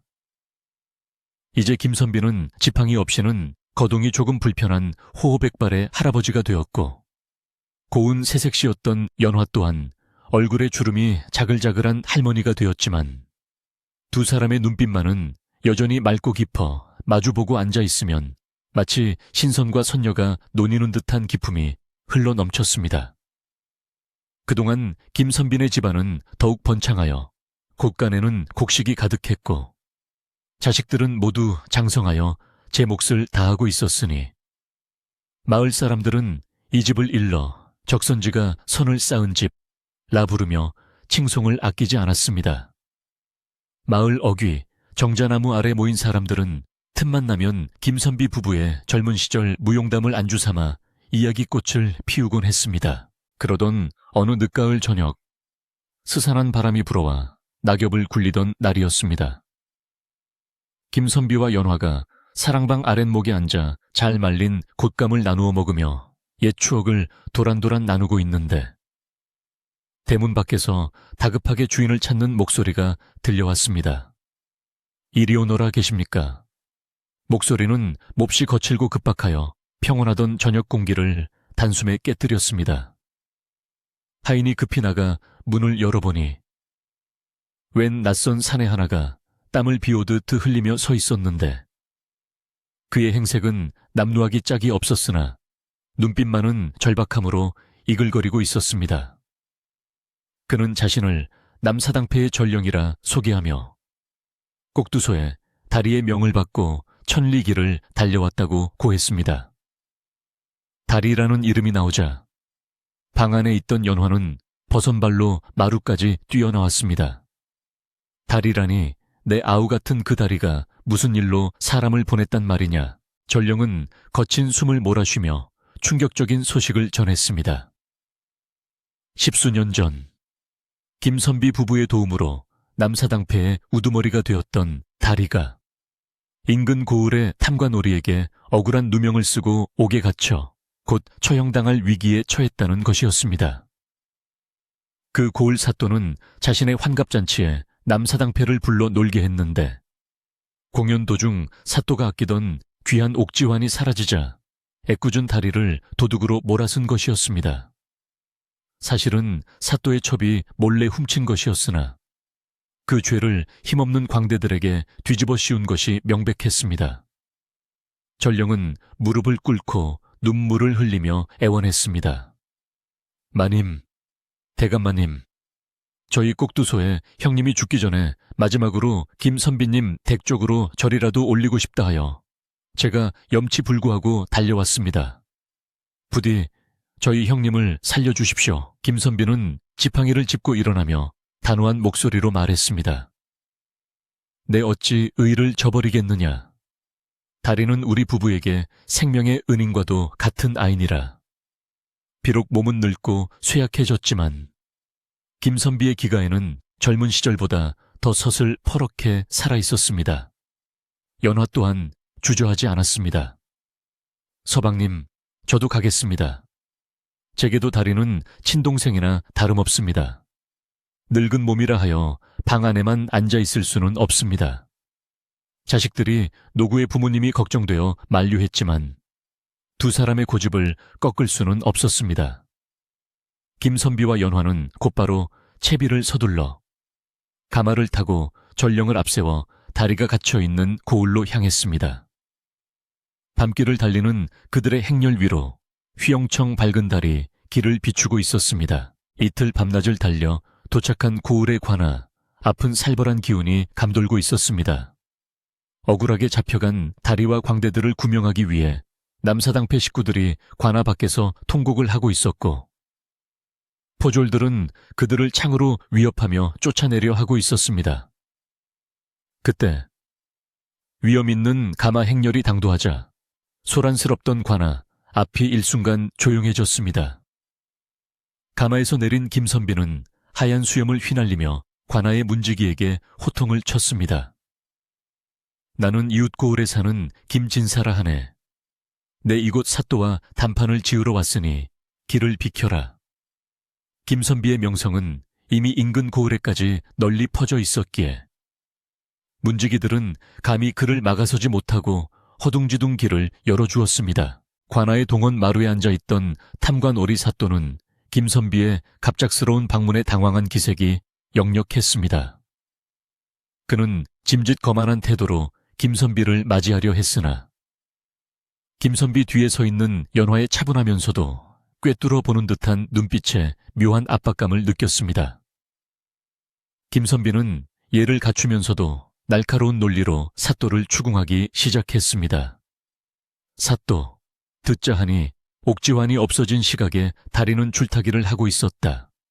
하오, 허공에 뜬 사람이 어찌 땅에 있는 물건을 훔칠 수 있단 말이오. 이는 명백한 모순이 아니오.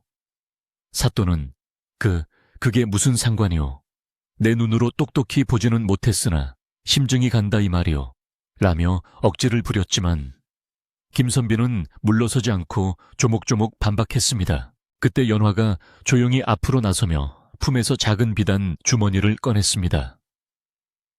사또 나으리, 제가 광대패의 생활을 조금 아는지라 그들의 습성을 잘 알고 있습니다. 그들은 남의 물건에 손을 대면 손목을 자르는 엄한 규율을 가지고 있습니다. 하물며 우두머리가 그런 짓을 했겠습니까? 연화는 주머니에서 꺼낸 엽전 꾸러미를 사또 앞에 내려놓았습니다. 이것은 제가 다리의 보석금으로 가져온 것입니다. 허나 이것으로 죄를 덮으려는 것이 아니라 진범을 잡을 때까지 시간을 벌고자 함입니다. 만약 사흘 안에 진범이 밝혀지지 않으면 제 전 재산을 사또께 드리리다. 연화의 당당한 제안에 사또는 눈이 휘둥그레졌습니다. 재물에 눈이 먼 사또는 그 제안을 덥석 받아들였고 다리는 임시로 풀려날 수 있게 되었습니다. 옥문이 열리고 다리가 피투성이가 된 채 걸어 나오자 연화는 달려가 그를 껴안고 눈물을 흘렸습니다. 아이고, 이 사람아, 어쩌다 이 지경이 되었나.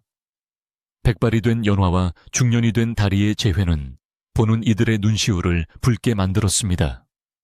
다리는 마님, 서방님, 죽어도 여한이 없습니다. 라며 목 놓아 울었습니다. 김선비는 다리의 어깨를 두드리며 울지 마라. 아직 끝난 것이 아니다. 누명을 벗어야지. 라고 그를 위로했습니다. 이제 남은 시간은 사흘. 그 안에 진짜 범인을 찾아내야만 했습니다. 김선비와 연화는 남사당패의 정보력을 이용하기로 했습니다. 광대들은 고을 곳곳을 누비며 사람들의 입소문을 모았고, 연화는 사또의 집 하인들에게 은밀히 접근하여 내부 사정을 캐물었습니다. 이틀째 되던 날 밤, 결정적인 단서가 포착되었습니다. 사또의 첩이 옥지환을 훔쳐 전당포에 맡기고 돈을 빌려 쓴 뒤 그 돈으로 도박빚을 갚았다는 소문이 장터의 국밥집 아줌마 입에서 나온 것입니다. 연화는 이 정보를 듣자마자 무릎을 탁 쳤습니다. 역시 내 짐작이 맞았어. 김선비는 즉시 전당포를 급습하여 장부를 확인했고 첩의 이름과 옥지환의 그림이 그려진 문서를 확보했습니다. 과거 젊은 시절 최 부자의 비밀 장부를 찾아내던 그 실력이 녹슬지 않고 그대로 발휘된 것입니다. 부부는 서로를 마주보며 회심의 미소를 지었습니다. 부인 솜씨가 여전하구려. 서방님도 대단하십니다. 약속한 사흘째 되는 날, 김선비와 연화는 다시 관하로 나아갔습니다. 이번에는 죄인의 신분이 아닌 심판자의 기세로 당당하게 들어섰습니다. 김선비는 사또 앞에서 전당포 장부와 되찾은 옥지환을 내동댕이 치며 호통을 쳤습니다. 보시오, 이것이 바로 당신의 첩이 저지른 짓이오. 안방 단속 하나 제대로 못하면서 죄 없는 백성을 죽이려 했으니 이것이 목민관이 할 짓이오. 사또는 사색이 되어 벌벌 떨었고 첩은 끌려 나와 죄를 자백했습니다. 관아 밖에서 이 소식을 들은 백성들은 환호성을 질렀고 다리와 남사당패는 덩실덩실 춤을 추었습니다. 또 한 번 김선비 부부의 지혜가 빛을 발하여 억울한 생명을 구한 것입니다. 모든 일이 해결되고 고향으로 돌아가려 할 때 다리는 김선비 부부의 가마 앞을 막아서며 큰 절을 올렸습니다. 두 분은 저의 영원한 부모님이십니다. 이 은혜 다음 생에라도 반드시 갚겠습니다. 연화는 다리의 손을 잡으며 말했습니다. 은혜라니, 우리는 그저 사람 된 도리를 했을 뿐이다. 부디 몸조심하고 많은 사람에게 웃음을 주는 광대로 살아가거라. 남사당패는 떠나는 김선비 부부의 뒤를 따르며 고을 어귀까지 풍악을 울려주었고 그 소리는 늙은 부부의 마음에 깊은 위로가 되었습니다. 돌아오는 가마 안에서 김선비와 연화는 서로의 손을 꼭 잡고 곤히 잠이 들었습니다. 그것은 고단했지만 보람찬 여정의 달콤한 휴식이었습니다. 고향집으로 돌아온 후 김선비와 연화는 더욱 평온한 나날을 보냈습니다. 하지만 세월의 무게는 어쩔 수 없었는지 그해 겨울이 지나고 봄이 올 무렵 김선비의 기력이 눈에 띄게 쇠약해졌습니다. 연화는 밤낮으로 남편의 곁을 지키며 약을 다리고 간호를 했지만 김선비는 자신의 때가 얼마 남지 않았음을 직감했습니다. 어느 따뜻한 봄날 오후 김선비는 연화를 불러 마당이 잘 보이는 툇마루에 앉게 했습니다. 부인, 저 매화꽃을 보시오. 올해도 참 곱게 피었구려. 김선비의 목소리는 작았지만 평온했습니다. 연화는 눈물을 참으며 고개를 끄덕였습니다. 네, 서방님, 참으로 곱습니다. 김선비는 연화의 손을 잡고 마지막 유언과도 같은 말을 남겼습니다. 내 평생 당신을 만나 참으로 행복했소. 가난도 시련도 당신과 함께였기에 견딜 수 있었소. 부디 나 먼저 가더라도 너무 슬퍼하지 마시오. 내 저승에 가서 미리 좋은 집 지어놓고 기다리리다. 연화는 남편의 손을 얼굴에 비비며 흐느꼈습니다. 서방님, 저를 두고 어디를 가십니까? 저도 곧 따라갈 것입니다. 우리는 한 몸이 아닙니까? 김선비는 빙글의 미소를 지으며 연화의 손을 잡은 채 조용히 눈을 감았습니다. 마치 깊은 잠에 빠진 듯 그의 얼굴에는 세상 모든 짐을 내려놓은 편안함만이 남아 있었습니다. 마을 사람들은 큰 별이 졌다며 슬퍼했고 온 마을이 눈물바다가 되었습니다. 그런데 신기한 일이 벌어졌습니다. 김선비가 세상을 떠난 지 정확히 사흘 후, 연화 또한 남편의 장례를 치르고 난 밤에 조용히 숨을 거둔 것입니다. 그녀는 깨끗한 옷으로 갈아입고 남편이 쓰던 베개를 나란히 베고 누워 마치 남편을 만나러 가는 새색시처럼 고요한 미소를 띤 채 잠들어 있었습니다. 마을 사람들은 두 분이 저승에서도 떨어지기 싫어 함께 가신 것이라며 슬픔 속에서도 그들의 지고지순한 사랑에 감동했습니다. 사람들은 김선비와 연화를 마을이 내려다 보이는 양지바른 언덕에 나란히 합장해 주었고 그 무덤개는 두 사람이 아끼던 매화나무를 옮겨 심었습니다.